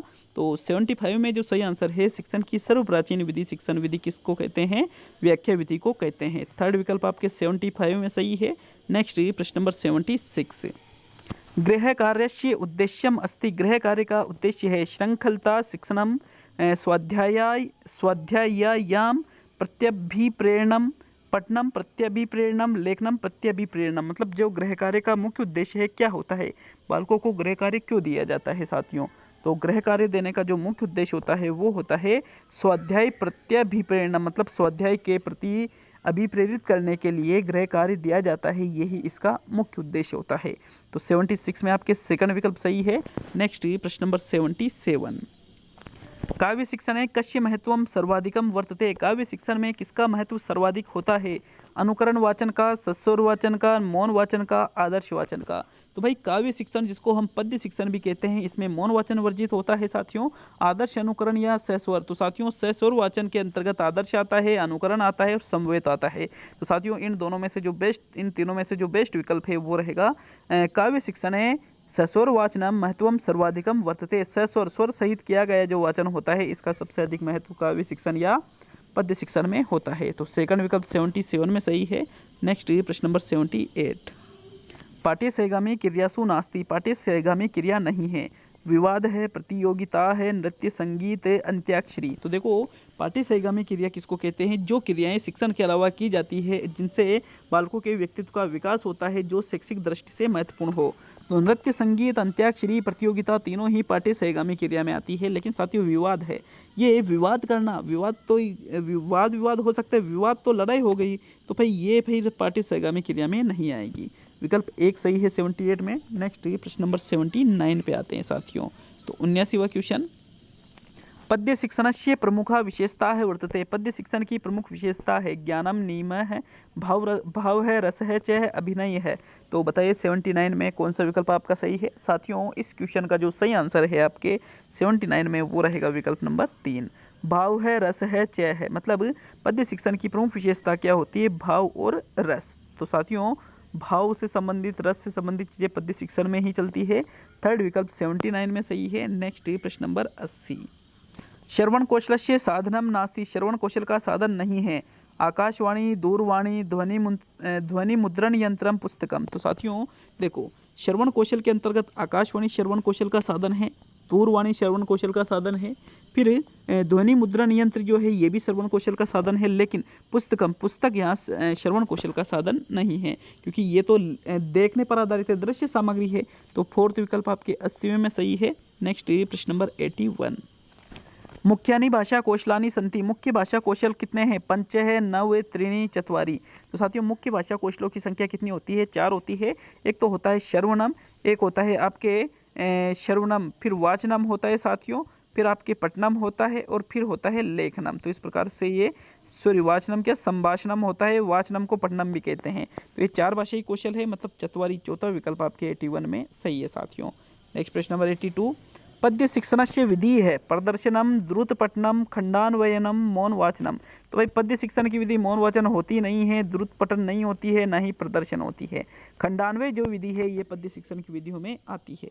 तो विकल्प नंबर आपका 3 बिल्कुल सही है 82 में। नेक्स्ट प्रश्न नंबर 83 पे आते हैं। स्वरा है भवंती, स्वर कितने होते हैं? पंचय है, नव, एकादश है, त्रयोदश है। तो साथियों देखो संस्कृत में क्या होता है, स्वरों की संख्या जब भी पूछता है तो हमारी जो फर्स्ट चॉइस रहती है, फर्स्ट चॉइस स्वरों की संख्या कितनी होती है? 9 होती है। अगर 9 विकल्प में नहीं है तो फिर हम 13 को सही करते हैं, लेकिन 9 भी है 13 भी है तो फर्स्ट चॉइस क्या रहेगी? 9 रहेगी। संस्कृत में जो अच प्रत्यय युक्त, प्रत्याहार युक्त जो वर्ण आते हैं वो सभी स्वर में गिने जाते हैं। तो विकल्प नंबर आपका 2 सही है 83 में। नेक्स्ट प्रश्न नंबर 84, प्र प्लस ऊढ़ है, सॉरी ऊढ़ है इत्यस्य सुसंधि युक्तम पदम अस्ति, पदम नास्ति नहीं पदम अस्ति है। प्रौढ़ है, प्रौढ़ है, प्रूढ़ है और प्रूढ़ है। तो यहाँ बड़े ऊ की यहाँ छोटे ऊ की दोनों में अंतर है। यहाँ पर देखो एक सिंगल मात्रा है, यहाँ बड़े ऊ की मात्रा है। तो देखो प्र प्लस ऊढ़ है, तो साथियों ये आपके अपवादों के अंतर्गत चलती है ये संधि, और इसका जो सही संधि होता है वो होता है प्रौढ़ है। दूसरा विकल्प 84 में सही है। नेक्स्ट प्रश्न संख्या 85 को देखेंगे। तो आपके 85वां क्वेश्चन देखिएगा। पीताम्बरम धारित्वा त्वं कुत्र गच्छसि, रेखांकित पदे समास है अस्ति। रेखांकित पद के पीताम्बर में समास देखना है। बहुब्रीहि है, क्रमधारी है, अविभाव है, सर्वाणी है, इनमें से सभी। तो देखो यहाँ पर 85 में जो सही आंसर है, कौन सा विकल्प आपके सही रहेगा साथियों? विकल्प नंबर 2 क्रमधारीय है। क्योंकि क्रमधारय, क्योंकि जहाँ पर वाक्य में प्रयुक्त शब्द होता है और तो फिर वाक्य के अनुसार शब्द को देखना पड़ता है। पीताम्बर को धारण करके, मतलब पीले अंबर को धारण करके तुम कहाँ चले साथियों? तो पीताम्बरम धारित्वा, पीले अंबर को धारण करके।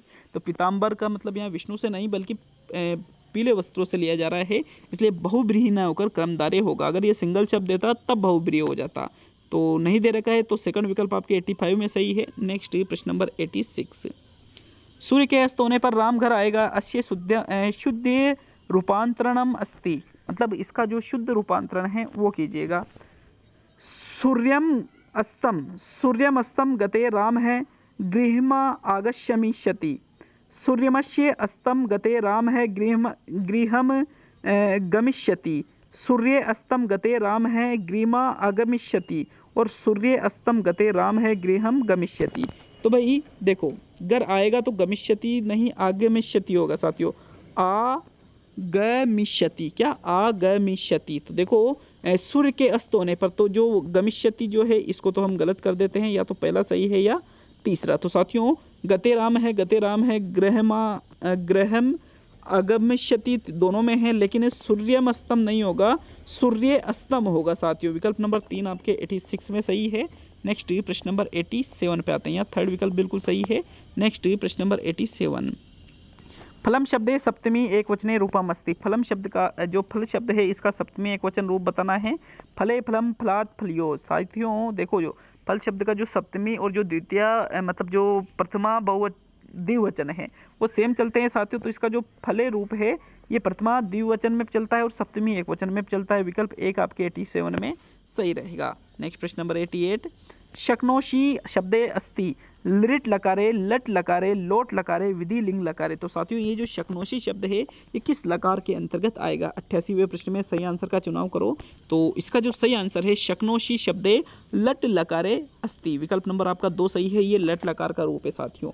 तो सेकंड विकल्प 88वें में सही है। अब प्रश्न संख्या 89, इति मतलब 79 79 जो शब्द है इसका संख्या कृते संस्कृत पदम अस्ति। इस संख्या को संस्कृत में कैसे लिखेंगे? नव सप्तति है, एकोनाशीति है, उभो न को अपि, दोनों और इनमें से कोई नहीं। तो साथियों 79 जो है 79 जिसको हम हिंदी में कहते हैं, इसका जो संस्कृत रूप होता है वो होता है नव सप्तति है और एकोनाशीति है, मतलब उभो, दोनों ही यहाँ सही रहेंगे। 89 में उभो रहेगा साथियों। थर्ड विकल्प आपके 89 में सही है। अब खंड 3 का अंतिम और 90वां क्वेश्चन देख लेते हैं, इसके बाद खंड 4 पे आएंगे। तो खंड 3 का मतलब जो संस्कृत है इसका अंतिम और 90वां क्वेश्चन, मोहन है पाठम पठति, कर्मवाच्य परिवर्तय है, मतलब इसका आपको कर्मवाच्य में परिवर्तन करना है। तो मोहन है पाठेन पठ्यते, मोहनेन पाठम पठ्यते, मोहनेन पाठः पठ्यते और मोहन है पाठः पठ्यते। साथियों जब हम इसका वाच्य परिवर्तन करेंगे तो पाठम का तो हो जाता है पाठ है, क्या हो जाता है पाठ है हो जाता है, तो दूसरा और पहला तो गलत हो गया। पठती का पठ्यते बन जाएगा और मोहन है का किस में बदल जाएगा साथियों, मोहनेन। विकल्प नंबर आपका 3 90वें प्रश्न में सही है। तो ये 3 पार्ट हम पूरे कर चुके हैं। अब चौथे पार्ट की ओर पढ़ेंगे, तो चलिए चौथे पार्ट की ओर बढ़ते हैं साथियों। तो साथियों खंड 4 पे हम आ चुके हैं, जिसमें गणित शिक्षण के प्रश्नों को हल करेंगे। 91 से लेकर के 120 तक के जो प्रश्न हैं वो गणित शिक्षण के हैं। लेवल 1 वालों के लिए कंपलसरी है, लेवल 1 का जिसने भी फॉर्म डाल रखा है उसके लिए। लेवल 2 में जिसके साइंस मैथ्स है उसके लिए भी कंपलसरी है। तो चलिए प्रश्न नंबर 91, गणित को अमूर्त स्वरूप के विज्ञान के रूप में परिभाषित किया जा सकता है, यह कथन किसका है? Marshall Stone, Einstein, Harvard committee और व्हाइटहेड। तो उपरोक्त जो कथन कहा गया है गणित के संदर्भ में, ये हार्वर्ड कमेटी के द्वारा कहा गया है।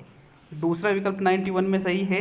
नेक्स्ट प्रश्न नंबर 92, गणित की सर्वप्रथम विकसित शाखा कौन सी है? अंक गणित, बीज गणित, ज्यामिति और सांख्यिकी। तो प्रश्न संख्या 92 में कौन सा विकल्प आपके सही है? प्रथम विकल्प सही रहेगा साथियों। अंक गणित सबसे पहले विकसित हुई थी, उसके बाद बीज गणित, रेखा गणित आई है। तो देखिए 93 प्रश्न है आपके, ये देखिएगा। मूल्यांकन प्रक्रिया को त्रिकोणात्मक रूप में किसने परिभाषित किया? पेस्टोलॉजी ने, बीएस ब्लूम ने, टीपी नन ने और इनमें से सभी। तो प्रश्न संख्या 93 में जो सही आंसर है कि भाई मूल्यांकन प्रक्रिया एक त्रिकोणात्मक रूप में होती है, इसके 3 अंग होते हैं, ऐसा बीएस ब्लूम के द्वारा कहा गया था।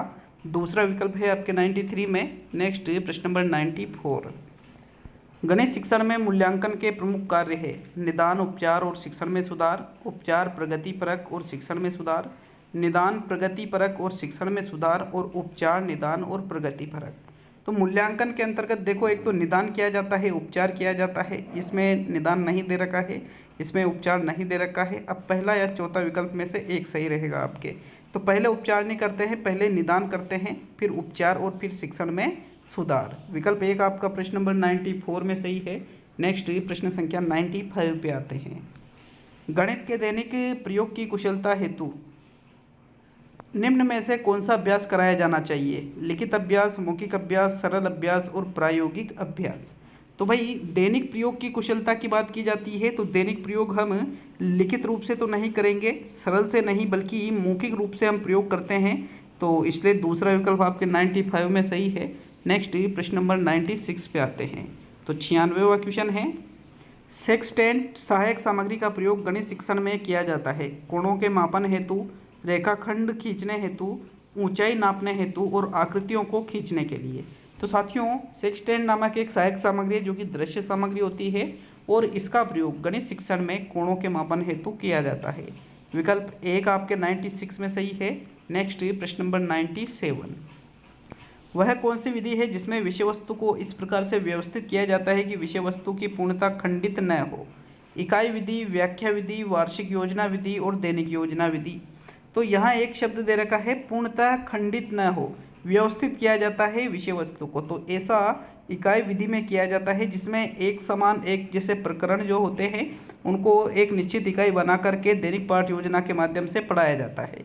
तो विकल्प 1 आपके 97 में सही रहेगा।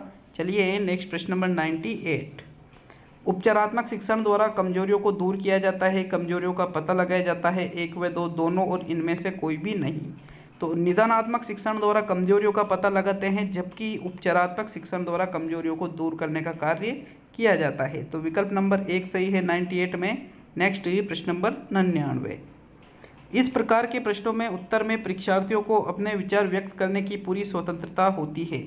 वस्तुनिष्ठ प्रश्नों में, निबंधात्मक प्रश्नों में, अतिलघुतरात्मक प्रश्नों में और इनमें से सभी। तो 99 में देखो अपने जो खुद के विचार है, वस्तुनिष्ठ में तो किसी एक का ही आपको चयन करना होता है, अतिलघुतरात्मक में भी 5-10 शब्द में विचार व्यक्त नहीं कर पाते हैं, इसलिए जो निबंधात्मक प्रश्न है इसमें हम अपने विचारों को पूर्णतः व्यक्त कर सकते हैं। तो दूसरा विकल्प आपके 99 में सही है। चलिए 100वां क्वेश्चन देखते हैं। छायाचित्र है श्रव्य सामग्री, दृश्य सामग्री, यांत्रिक सामग्री और श्रव्य दृश्य सामग्री। तो कौन सा विकल्प आपका यहाँ पर सही है? छायाचित्र की बात की जा रही है साथियों। छायाचित्र एक दृश्य सामग्री है, जबकि अगर शब्द आता चलचित्र तो चलचित्र यहाँ पर कौन सी सामग्री हो जाती? श्रव्य दृश्य। दोनों को याद रखना है। छायाचित्र तो दृश्य है, छायाचित्र का मतलब जो अपन फोटो लेते हैं ना, तो वो आपके छायाचित्र होता है। तो विकल्प 3 आपके 100वें प्रश्न में सही है। नेक्स्ट प्रश्न नंबर 101। एक विमा चित्र में महत्व दिया जाता है चौड़ाई को, ऊंचाई को, गहराई को और इनमें से कोई भी नहीं। तो जो एक विमा चित्र होते हैं उसमें सिर्फ और सिर्फ ऊंचाई को ही महत्व दिया जाता है। सेकंड विकल्प 101 में सही है साथियों। नेक्स्ट प्रश्न नंबर 102 पे आते हैं। तो 102वां क्वेश्चन है, 4 अंकों वाली दो संख्याओं का मैस है 103 है और उनका लेस है 19,261 है तथा एक संख्या 1133 है, तो दूसरी संख्या क्या होगी? 1715, 1751, 1517 और 1571। तो बताइए प्रश्न संख्या 102 में। अब इसको आपको हल करना पड़ेगा, तो वीडियो को रोक लीजिए और इस क्वेश्चन का आंसर मैच कर लीजिएगा। अगर आंसर आपके निकल के 1751 दूसरा विकल्प आ जाता है तो आंसर सही है, और 1751 की जगह तीसरा, पहला, चौथा या इनमें से अलग ही कोई आ गया तो मतलब आंसर आपका गलत है साथियों। सेकंड विकल्प आपके 102 में सही रहेगा। नेक्स्ट प्रश्न संख्या 103 पे आते हैं। तो 103वां क्वेश्चन है, 3 संख्याओं का औसत 52 है। यदि पहली व दूसरी संख्याओं का अनुपात 1:2 तथा पहली व तीसरी संख्याओं का अनुपात 4:1 हो तो दूसरी संख्या क्या है? 52, 96, 48 और 65। तो वापिस देखो, जितने भी आपके गणित के सवाल है उसमें क्या करना है, वीडियो को रोकना है और फिर आंसर चेक करना है आपको। तो 103वें क्वेश्चन में देखो, अगर आपके ये दूसरी जो संख्या है ये 96 आ जाती है तो बिल्कुल आपके राइट आंसर है, दूसरी संख्या आना चाहिए 96। और 96 अगर सेकंड संख्या दूसरी संख्या नहीं आती है तो आंसर में कहीं ना कहीं त्रुटि है। तो यहाँ पर दूसरा विकल्प आपके प्रश्न नंबर 103 में सही है। नेक्स्ट प्रश्न नंबर 104। एक वस्तु को 144 रुपये में बेचने पर क्रय मूल्य व लाभ प्रतिशत का संख्यात्मक मान समान है तो लाभ होगा 50 रुपये, 60 रुपये, 75 रुपये और 64 रुपये। तो 104वें क्वेश्चन में देखिएगा, राइट आंसर आपको निकालना है। यहाँ पर एक बार प्रश्न को अच्छी तरह से समझ लीजिएगा और उसके बाद में सवाल को कीजिएगा। यहाँ आपका आंसर जो अगर 64 आ जाता है तो बिल्कुल सही है, नहीं तो आंसर में कहीं ना कहीं त्रुटि रहेगी साथियों। नेक्स्ट प्रश्न नंबर 105 पे आते हैं। 105वां प्रश्न, संजना ने दीप्ति नहीं है, ये दीप्ति से 20,000 रुपये इस शर्त पर उधार लिए कि प्रथम 2 वर्षों के लिए साधारण ब्याज की दर 8% वार्षिक होगी, अगले 6 वर्षों के लिए दर 12% वार्षिक होगी तथा उसके बाद 20% वार्षिक होगी। तो संजना द्वारा ऋण मुक्त होने के लिए 11 वर्षों के अंत में चुकाई जाने वाली कुल राशि होगी 29,600, 25,500, 49,600 और 45,500। तो देखो, प्रश्न संख्या 105 में सही आंसर निकालना है। यहाँ पर साफ साफ दे रखा है टोटल राशि कितनी थी, 20,000। 2 वर्ष में चुकाएंगे तो ब्याज की दर 8% रहेगी, फिर उसके बाद में 6 वर्षों के लिए दर 12% हो जाती है, फिर उसके बाद में 20% हो जाती है 6 वर्ष बाद में भी नहीं चुकाए तो। अब उसने 11 वर्ष में चुकाए थे तो फिर आपको यहाँ पर इसकी जो ब्याज की राशि है और उसका जो मूलधन है, इसमें देखिए अगर आपका आंसर 49,600 आ जाता है तीसरा विकल्प तो आंसर सही है। कुल राशि की बात पूछी जा रही है, ओनली ब्याज कोई मत निकाल लेना, नहीं तो आंसर 29,600 भी आ सकता है। ठीक है, तो यहाँ थर्ड विकल्प सही रहेगा 105 में। नेक्स्ट प्रश्न नंबर 106 को देखेंगे।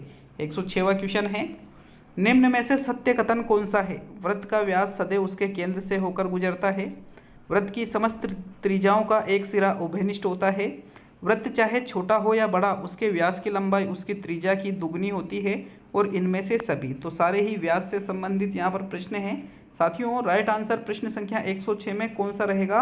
विकल्प नंबर 4 सही है। इनमें से जो सभी कथन हैं, तीसरा, दूसरा, पहला, ये सभी कथन क्या है? सत्य कथन है। तो फोर्थ विकल्प 106 में सही है। नेक्स्ट प्रश्न नंबर 107। 107वां क्वेश्चन है, दिए गए चित्र में कोण AOP बराबर 75 डिग्री हो तो कोण PAQ का मान क्या है? तो यहाँ पर देखिए, चित्र को वापस देख लीजिए। AOP का मान यहाँ पर दे रखा है, AOP का मान कितना दे रखा है? 75 डिग्री दे रखा है। अब आपको यहाँ पर PAQ का मान निकालना है। विकल्प है 150 डिग्री, 30 डिग्री, 50 डिग्री और 40 डिग्री। तो आपके प्रश्न संख्या 107 में कौन सा विकल्प सही आएगा? देखो, अगर कोण PAQ का मान आपके निकल के आ जाता है 30 डिग्री तो बिल्कुल आपके 107वां क्वेश्चन सही है, नहीं तो फिर 30 डिग्री के अलावा 29 भी आ गया तो भी गलत है। ठीक है, नेक्स्ट प्रश्न नंबर 108 पे आते हैं। तो 108वां प्रश्न, दिए गए चित्र में ओ वृत्त का केंद्र है, कोण ACB का मान ज्ञात कीजिए। देखिए ओ क्या है, वृत्त का केंद्र है यहाँ पर। अब आपको ACB का मान यहाँ पर ज्ञात करना है साथियों। 65 डिग्री है, 45 डिग्री है, 55 डिग्री है और 110 डिग्री है। तो वापस हल कीजिएगा, टाइम लगेगा इन प्रश्नों में थोड़ा, क्योंकि सबसे बाद में करना है पहली चीज़ तो आपको गणित। 108वें क्वेश्चन में जो आपके सही आंसर है साथियों वो रहेगा 55 डिग्री। ठीक है, कोण ACB का मान कितना आएगा, 55 डिग्री आएगा। थर्ड विकल्प आपके 108वें में सही है।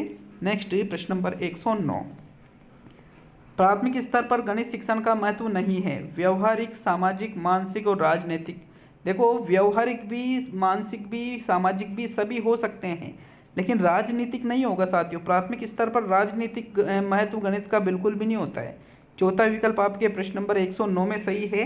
नेक्स्ट प्रश्न संख्या 110 पे आएंगे। तो 110वां क्वेश्चन, एक कुंड में भरे 3.5 किलो लीटर पानी का 3.5 किलो लीटर पानी का तोल किलोग्राम में निकाले, जबकि 1 घन सेमी पानी का तोल 1 ग्राम है। 6500 किलोग्राम आएगा, 6200 किलोग्राम आएगा, 6400 किलोग्राम आएगा या 3500 किलोग्राम आएगा। तो प्रश्न संख्या 110 में राइट आंसर निकाल लीजिए, टाइम लगेगा इसमें भी थोड़ा। तो अगर आंसर आपके मैच करता है 3500 किलोग्राम से तो बिल्कुल आपका आंसर सही है साथियों प्रश्न नंबर 110 में। अच्छा एक और चीज़ बता दूँ, एक भी आंसर गलत नहीं है गणित का। ठीक है, अच्छे से कंफर्म कर लेना, अगर नहीं आता है तो फिर त्रुटि आपके करने में के तरीके में ही रहेगी ये। नेक्स्ट प्रश्न नंबर 111, एक खेत जिसकी लंबाई व चौड़ाई बराबर है को समतल करने का व्यय 25 रुपये प्रति वर्ग मीटर हिसाब से 1,22,500 रुपये हुआ। यदि उसके चारों ओर 1 मीटर ऊंची ईंट की दीवार कराने का व्यय 80 रुपये प्रति वर्ग मीटर आता है तो कुल कितने व्यय होगा? 25,000, 26,400, 22,500 और 22,400। तो 111वें प्रश्न में आपको सही आंसर देना है। देखिए निकाल लेना, आपको यहाँ पर लंबाई व चौड़ाई यहाँ पर दे रखी है कि भाई क्या है, बराबर है। समतल कर रहे हो 25 रुपये प्रति वर्ग मीटर के हिसाब से आपके खर्चा टोटल कितना हो रहा है, 1,22,500 रुपये। तो चारों ओर आपको 1 मीटर ऊंची ईंट की दीवार करनी है, उसका व्यय आता है 80 रुपये प्रति वर्ग मीटर का। तो साथियों टोटल जो इसका व्यय रहेगा आपको निकालना है। 111वें में कौन सा आंसर आपके सही है? विकल्प नंबर 4, 22,400 रुपये इसका टोटल व्यय रहेगा। तो फोर्थ विकल्प 111वें में सही है। नेक्स्ट प्रश्न संख्या 112, एक चद्दर की लंबाई 180 सेमी एवं चौड़ाई 120 सेमी है। इस चद्दर के चारों ओर गोट लगानी है, बताओ इसके लिए कितनी लंबी गोट चाहिए? 500 सेमी, 600 सेमी, 21 सेमी और 21.6 सेमी। तो यहाँ पर देखो चद्दर की लंबाई दे रखी है 180 सेमी और चौड़ाई दे रखी है 120 सेमी। चारों ओर आपको गोट लगानी है, तो साथियों कितनी लंबी गोट चाहिए आपको? प्रश्न संख्या 112 में आपके दूसरा विकल्प सही रहेगा, 600 सेमी वाला। नेक्स्ट प्रश्न नंबर 113 पे आते हैं। तो 113वां क्वेश्चन, एक वर्गाकार बगीचे में 1 फुट ऊंची मिट्टी डलवाने में 50 रुपये प्रति वर्ग फुट का व्यय होता है। यदि मिट्टी डलवाने में कुल 1,25,000 रुपये खर्च हुए तो बगीचे की लंबाई कितनी है? 50 वर्ग फुट, 50 फुट, 625 फुट और 625 वर्ग फुट। आपका यहाँ प्रश्न संख्या 113 में जो सही आंसर है, देखो यहाँ पर क्या पूछा जा रहा है, एक बार आप आंसर निकाल लो फिर मैच कर लेना इससे। तो इसका राइट आंसर रहेगा 50 फुट, 50 वर्ग फुट नहीं रहेगा क्योंकि लंबाई पूछी जा रही है, क्षेत्रफल नहीं। सेकंड विकल्प आपके 113वें में सही है साथियों। नेक्स्ट प्रश्न नंबर 114, एक गांव में 5,000 लोग रहते हैं, उस गांव हेतु 2,40,000 लीटर क्षमता की पानी की टंकी बनाई गई जो पूरे गांव के लिए 12 दिन का पानी स्टोर करती है। यदि गांव में 1,000 आदमी पड़ोस के गांव से आकर बस गए तो सभी के लिए वह टंकी कितने दिन तक के पानी हेतु पर्याप्त होगी? 12 दिन, 8 दिन, 10 दिन और 14 दिन। तो क्वेश्चन अच्छा है, निकाल सकते हो आराम से, कोई दिक्कत नहीं आएगी। 114वें में जो आपके सही आंसर है साथियों, देखो बाद में 1,000 आदमी और आ चुके हैं, तो पहले कितने दिन चल रही थी? 12 दिन चल रही थी। तो यहाँ पर 14 तो चलेगी नहीं, ना ही 12 चलेगी, दूसरा या तीसरा विकल्प आएगा। अगर आपके 10 दिन आ चुके हैं तो बिल्कुल आपका आंसर सही रहेगा प्रश्न नंबर 114 में। चलिए आगे बढ़ेंगे प्रश्न नंबर 115 पर। 115वां क्वेश्चन, 40 लड़कों की एक कक्षा की औसत आयु 20 वर्ष थी, इनमें से 12 की औसत आयु 22 वर्ष थी और अन्य 18 की औसत आयु 17 वर्ष थी। तो शेष लड़कों की औसत आयु कितनी होगी? 21 वर्ष, 23 वर्ष, 19 वर्ष और 20 वर्ष। तो भाई लड़के कितने हैं 40 है, औसत आयु कितनी थी 20 थी, तो 4 दूनी 8 मतलब 800 टोटल उनकी आयु निकल गई। अब 12 की औसत आयु 22 और 18 की 17, इनको भी गुणा कर लो और इसमें से माइनस कर लेना।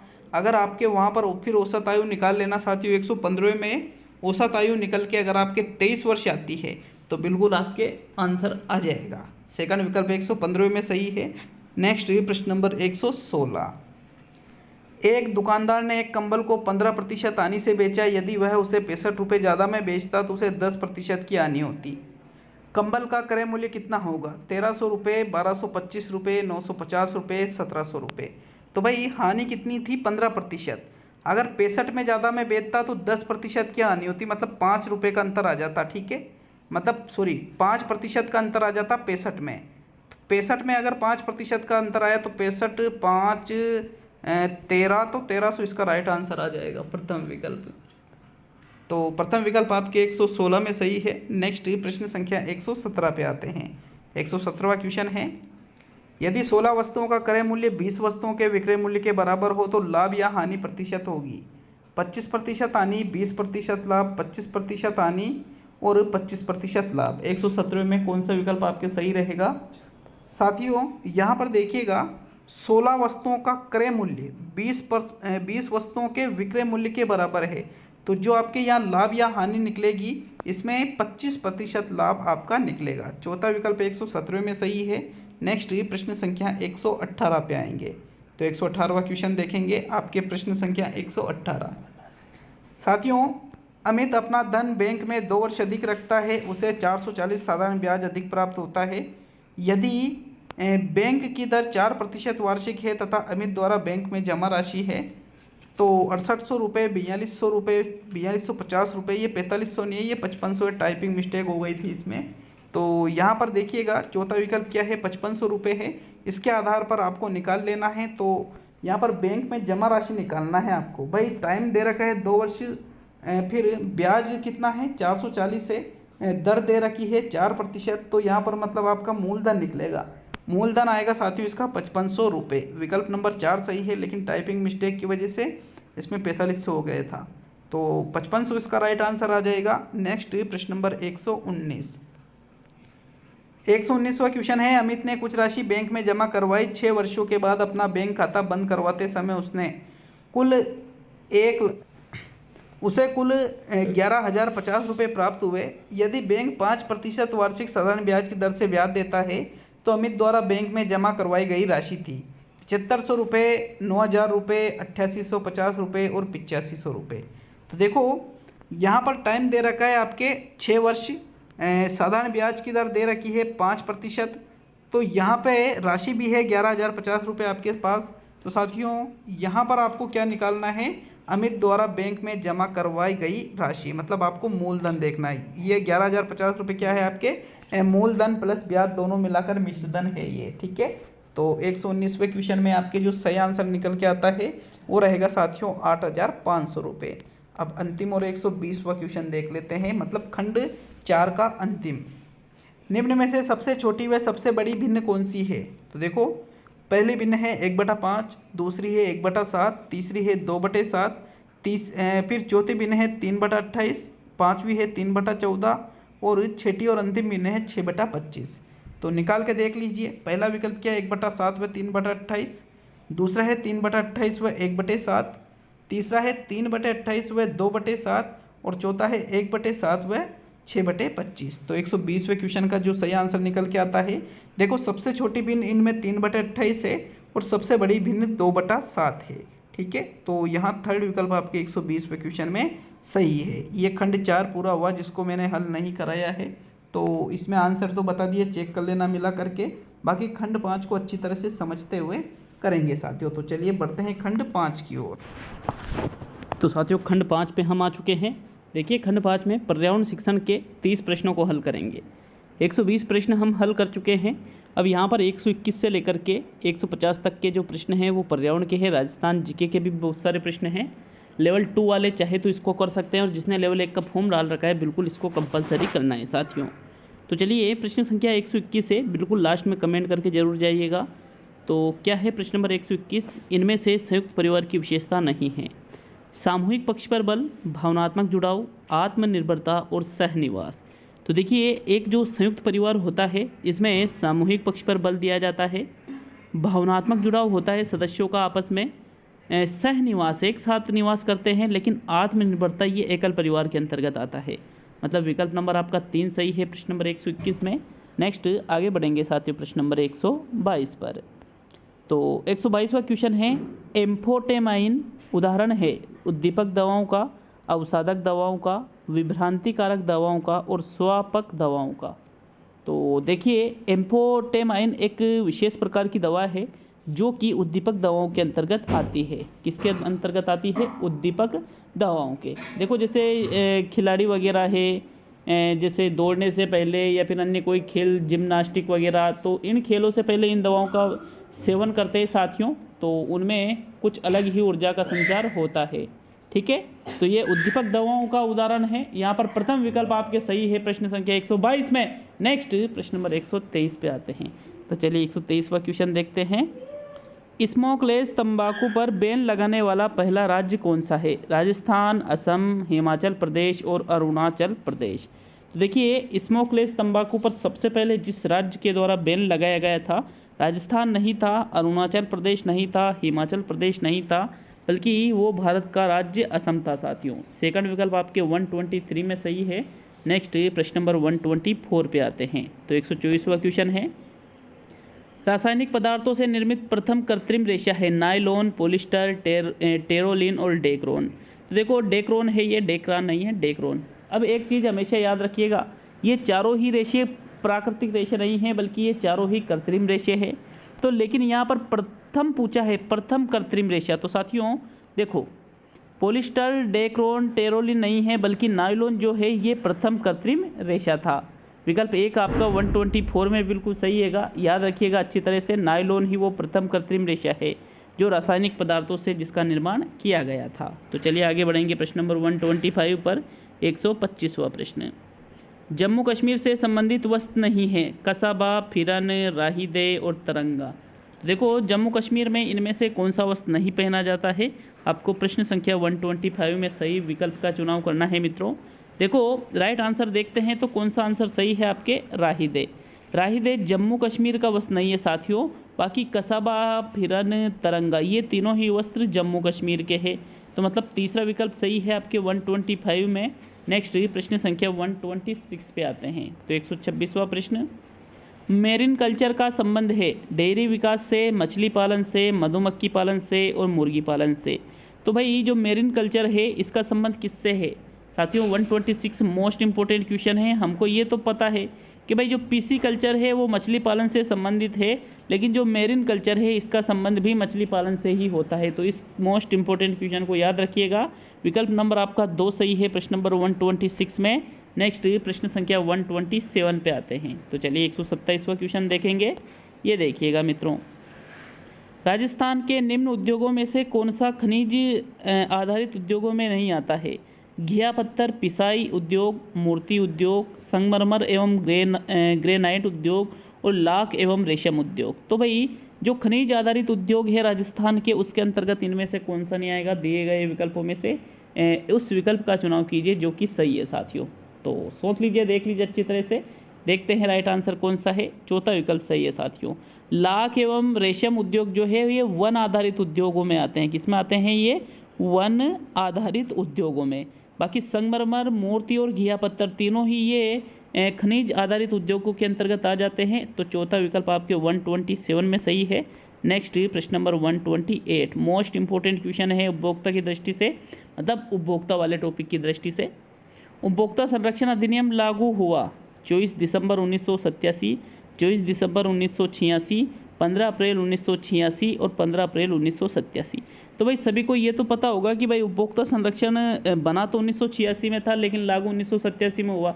अब पहले के टेस्ट में 1987 ऑप्शन में नहीं था, तो फिर 86 ऑप्शन को देखते हुए करनी पड़ती है चीज़ें। यहाँ से रट के जाओगे और वहाँ ऑप्शन नहीं आया तो फिर क्या करोगे? ऑप्शन देखना पड़ता है कि भाई ज़्यादा बेटर कौन सा है। तो साथियों उसी आधार पे ही आपको क्वेश्चन करने पड़ते हैं। यहाँ से रट के जाओ कि नहीं मैं तो यही करूँगा तो फिर हो गया कल्याण, ऐसे नहीं होता है। ऑप्शन को देखना पड़ता है कि कौन सा बेटर है। तो साथियों 1986 में लागू नहीं हुआ था, 87 में हुआ था, तो 86 वालों को काट देते हैं। अब 2 विकल्प बचे हैं। तो देखो उपभोक्ता संरक्षण अधिनियम लागू करने की बात करें तो इसको लागू 15 अप्रैल 1987 को किया गया था। साथियों 128 में आपके चौथा विकल्प सही है। नेक्स्ट प्रश्न संख्या 129 पे आते हैं। तो 129वां क्वेश्चन, अंत्योदय अन्न योजना कब प्रारंभ की गई? 1999, 1998, 2000 और 2001। देखो ये उस टॉपिक से मैंने प्रश्न लिया है जो प्रमुख रोजगार की नीतियां हैं, उसके अंतर्गत ये टॉपिक आ जाता है साथियों। तो उस टॉपिक को मुझे पता है पढ़ता कोई नहीं है, लेकिन उसको भी जो मुख्य रोजगार नीतियां उनको तो याद कर लेना आप भी। अंत्योदय अन्न योजना की बात करें तो अंत्योदय अन्न योजना 2000 में प्रारंभ की गई थी 25 दिसंबर सन 2000 को। साथियों कब? 25 दिसंबर सन 2000 को इसका आरंभ किया गया था। जबकि अंत्योदय योजना की बात करें तो इसको 1977 में आरंभ किया गया था। दोनों अलग अलग है। अंत्योदय योजना 1977 भी है और अंत्योदय अन्न योजना 25 दिसंबर 2000 है। तो विकल्प नंबर आपका 3 सही है 129वें में। नेक्स्ट प्रश्न संख्या 130 पे आते हैं साथियों। 130वां क्वेश्चन है, पंचायती राज व्यवस्था है स्थानीय सरकार की, स्थानीय स्वयं शासन की, स्थानीय प्रशासन की और ग्रामीण स्थानीय स्वयं शासन की। तो देखो जो पंचायती राज व्यवस्था की बात की जाती है तो यहाँ पर सबसे बेस्ट विकल्प का हमको फिर चुनाव करना पड़ेगा, क्योंकि मैंने क्या कहा है विकल्पों को देखते हुए आपको आंसर देना पड़ेगा। तो इन चारों ही विकल्पों में से जो सबसे बेस्ट विकल्प है वो है ग्रामीण स्थानीय स्वयं शासन की एक व्यवस्था है पंचायती राज व्यवस्था। तो चौथा विकल्प आपके 130 में सही है साथियों। नेक्स्ट प्रश्न नंबर 131, राजस्थान में विधानसभा सदस्यों की संख्या है 10 है, 25 है, 200 है और इनमें से कोई नहीं। तो भाई तीनों की याद रख लेना, हर बार पूछ रहा है यहाँ से प्रश्न। लोकसभा की राजस्थान में कितनी संख्या है? 25 है। राज्यसभा की राजस्थान में कितनी संख्या है साथियों? 10 है। और विधानसभा की कितनी संख्या राजस्थान में? 200 है साथियों। ठीक है, विकल्प नंबर आपका 3 सही है प्रश्न नंबर 131 में। नेक्स्ट प्रश्न नंबर 132 को देखेंगे। यहाँ थर्ड विकल्प आपके बिल्कुल सही रहेगा साथियों। तो 132वां प्रश्न, लोकतंत्र में उच्च सदन का कार्यकाल है 6 वर्ष, 5 वर्ष, कभी भी विघटित किया जा सकता है। यह स्थायी सदन है, इसे कभी भी विघटित नहीं किया जा सकता है। तो देखो पहली चीज़ तो आपको ये पता होना चाहिए कि भाई लोकतंत्र में उच्च सदन होता क्या है। अगर उच्च सदन के बारे में ही पता नहीं है तो फिर आंसर बिल्कुल ही गलत होना है। तो साथियों उच्च सदन का तात्पर्य लिया जाता है, किससे लिया जाता है? राज्यसभा सदन का उच्च सदन है साथियों। क्या है? राज्यसभा। और राज्यसभा का कार्यकाल राज्यसभा के सदस्यों का नहीं पूछा है, राज्यसभा का पूछा है। तो साथियों राज्यसभा एक स्थायी सदन है, इसे कभी भी विघटित नहीं किया जा सकता है। इसके सदस्यों का कार्यकाल 6 वर्ष होता है और प्रत्येक 2 वर्ष में इसके 1/3 सदस्य सेवानिवृत्त हो जाते हैं, मतलब त्यागपत्र देते रहते हैं। तो इस प्रकार से ये चीज़ होती है। कुछ गलत बता दिया हो तो कमेंट कर दीजिएगा। ठीक है, 132वें में फोर्थ विकल्प है, तीसरा नहीं फोर्थ विकल्प है। टाइपिंग मिस्टेक की वजह से तीसरा दिख रहा है साथियों। तो चलिए आगे बढ़ेंगे प्रश्न संख्या 133 की ओर। ये देखिए, किस वस्त्र का संबंध पुरुषों से नहीं है? आत्म सुख, घूगी, नानड़ा और अचकन। तो मित्रों देखो आत्म सुख, घूगी, अचकन तीनों ही ये चीज़ें वस्त्रों से जो तीनों ही वस्त्र हैं ये पुरुषों से संबंधित है। लेकिन बात करें नानड़ा की तो नानड़ा स्त्रियों के वस्त्रों से संबंधित है। विकल्प नंबर आपका जो 3 है यही आपका सही आंसर रहेगा साथियों प्रश्न संख्या 133 में। नेक्स्ट प्रश्न नंबर 134 पे आएंगे। मानव में लाल रक्त कणिकाओं का निर्माण होता है तिल्ली में, हृदय में, अस्थि मज्जा में और यकृत में। तो देखो आरबीसी की अगर हम बात करें कि भाई आरबीसी का निर्माण कहाँ पर होता है, लाल रक्त कणिकाएं मतलब आरबीसी रेड ब्लड सेल्स, तो इसका निर्माण कहाँ होता है साथियों? हमारे अस्थि मज्जा में होता है। विकल्प नंबर आपका 3 सही है 134 में। नेक्स्ट प्रश्न संख्या 135 पे आते हैं। तो चलिए 135 को देख लेते हैं। 135वां क्वेश्चन, पोलियो की मुंह द्वारा दी जाने वाली वैक्सीन है शुल्क वैक्सीन, सेबिन वैक्सीन, दोनों और कोई नहीं। तो भाई पोलियो की 2 तरह की वैक्सीन है, एक तो मुंह के द्वारा दी जाती है और एक इंजेक्शन के माध्यम से दी जाती है। तो साथियों देखो शुल्क वैक्सीन इंजेक्शन के माध्यम से दी जाती है, जबकि सेबिन वैक्सीन मुंह के द्वारा दी जाती है। सही बताया ना? इधर उधर तो नहीं कर दिया ना? कमेंट कर दो अगर इधर उधर कर दिया तो। ठीक है, सेबिन बता रहा हूँ मुंह के द्वारा दी जाने वाले और शुल्क बता रहा हूँ इंजेक्शन के द्वारा। तो अगर उल्टा इधर उधर हो जाए तो कमेंट जरूर कर देना इस क्वेश्चन के लिए, क्योंकि मोस्ट इंपॉर्टेंट क्वेश्चन है साथियों ये, मोस्ट से भी मोस्ट इंपॉर्टेंट। पूरा पोलियो का टॉपिक है। एक तो ये पूछ लिया जाता है कि पल्स पोलियो अभियान कब चालू हुआ? 1995 में। इसका उद्देश्य क्या था? तो पोलियो का पूर्ण रूप से उन्मूलन करना। कितनी वैक्सीन है? 2 वैक्सीन है, एक तो शेल्क वाली और एक सेबिन वाली। तो साथियों इसलिए इन चीज़ों को विशेष तौर पे याद रखिएगा, ठीक है। अगर उल्टा बता दिया तो कमेंट जरूर करें 135 के लिए, यहाँ दूसरा विकल्प सही है, ठीक है। नेक्स्ट प्रश्न नंबर 136, निम्न में से समुद्री चूहा किसे कहते हैं? तो यूनाइस, एफ्रोडाइट और साइलिस और ग्लाइसेरा। तो साथियों प्रश्न संख्या 136 में आपके जो सही आंसर है, समुद्री चूहा किसको कहा जाता है? एफ्रोडाइट को समुद्री चूहे के नाम से जाना जाता है। तो प्रश्न संख्या 136 में आपके सेकंड विकल्प सही है साथियों। नेक्स्ट प्रश्न संख्या 137 पे आते हैं। तो चलिए देखते हैं प्रश्न नंबर 137 को।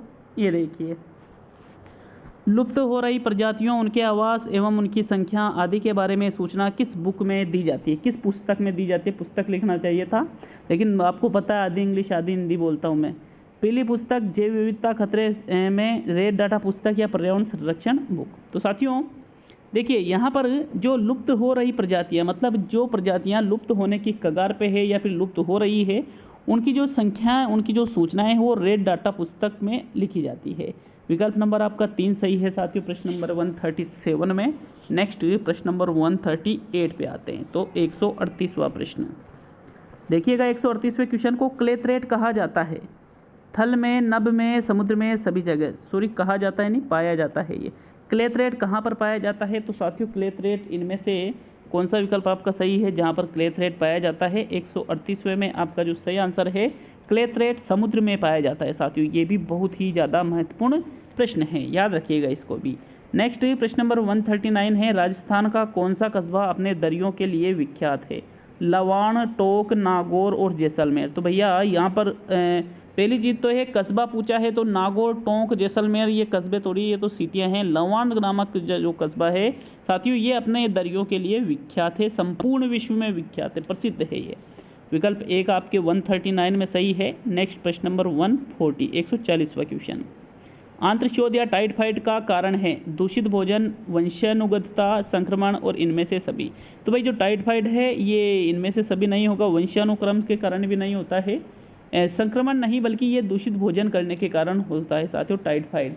विकल्प एक आपके 140वें में सही है। नेक्स्ट प्रश्न नंबर 141, हिंदू कृष्ण का अवतार किस लोक देवता को मानते हैं? देवनारायण जी को, रामदेव जी को, तेजा जी को, गोगा जी को।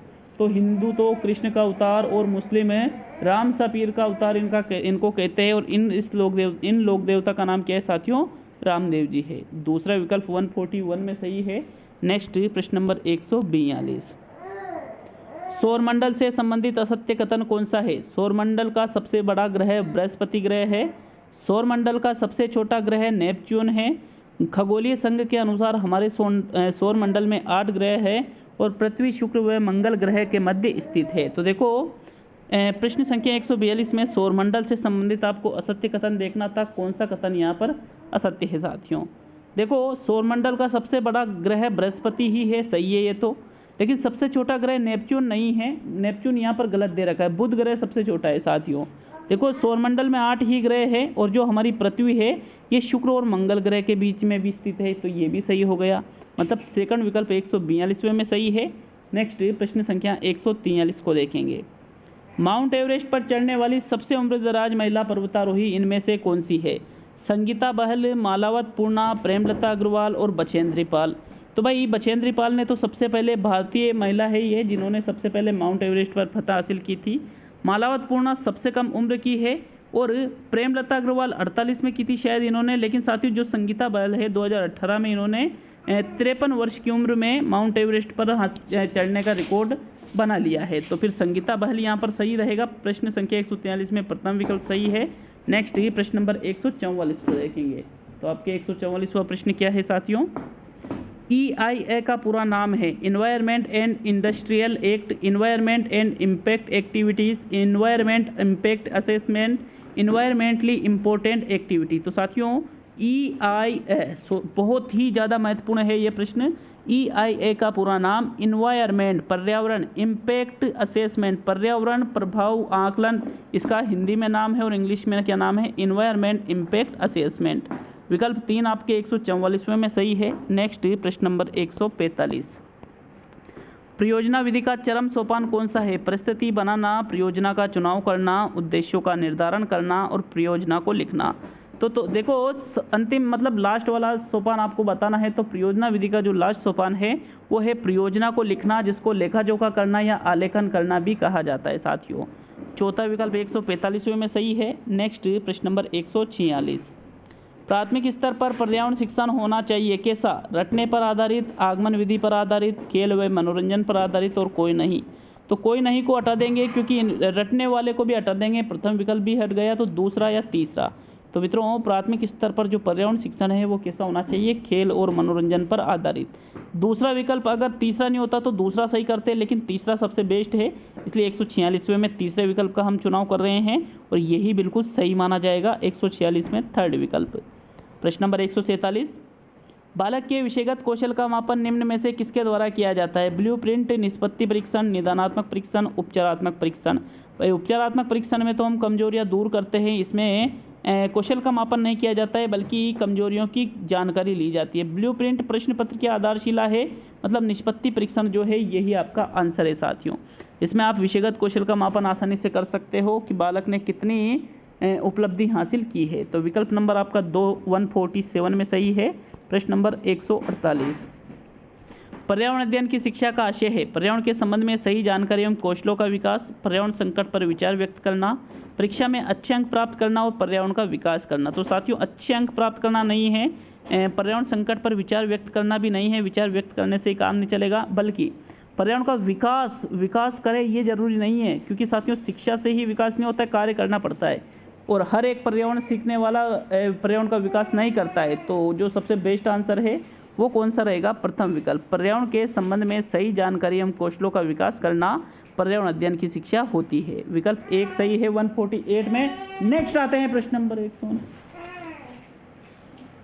तो साथियों प्रश्न संख्या 149 की ओर बढ़ते हैं। आपके प्रश्न संख्या 149 है, प्रक्षेपित सामग्री नहीं है, जादुई लालटेन, चलचित्र, ग्राफ और OHP। तो देखो मैजिक लैंटर्न हो, ओवरहेड प्रोजेक्टर है, चलचित्र है, तीनों ही यहाँ पर प्रक्षेपित है, लेकिन जो ग्राफ है ये अप्रक्षेपित के अंतर्गत आ जाता है। तो 149वें में चौथा विकल्प आपके बिल्कुल सही है साथियों। अब अंतिम और 150वां क्वेश्चन। वीडियो अच्छा लगे तो लाइक, शेयर, कमेंट और चैनल को सब्सक्राइब जरूर करके जाए साथियों। जिस प्रश्न पे डाउट हो तो उसके लिए कमेंट करिएगा। हालांकि लगभग आज एक आध दो प्रश्न के अलावा ज़्यादा डाउट नहीं होना चाहिए, लेकिन एक दो प्रश्नों में डाउट होना स्वाभाविक है। डाउट नहीं हुआ तो फिर वो इतना भी नहीं होना चाहिए, ठीक है, इसलिए एक दो प्रश्नों में डाउट होना भी जरूरी है साथियों।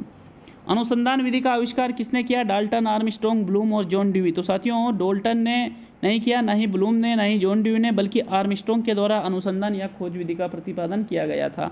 विकल्प नंबर आपका 2 सही है 150वें क्वेश्चन में। तो ये टेस्ट भी पूरा हुआ। कितने टेस्ट करा दिए गिन के देख लेना एक दिन, कितने वीडियो डाल दिए रीट से रिलेटेड, गिन के देख लेना कभी गिन सको तो। साथियों बहुत ज़्यादा मेहनत करके डाले हैं, तो भाई कमेंट करके ईमानदारी से जाइएगा कितने क्वेश्चन सही हो रहे हैं। तो मिलते हैं अब अगले वीडियो में। बहुत बहुत धन्यवाद।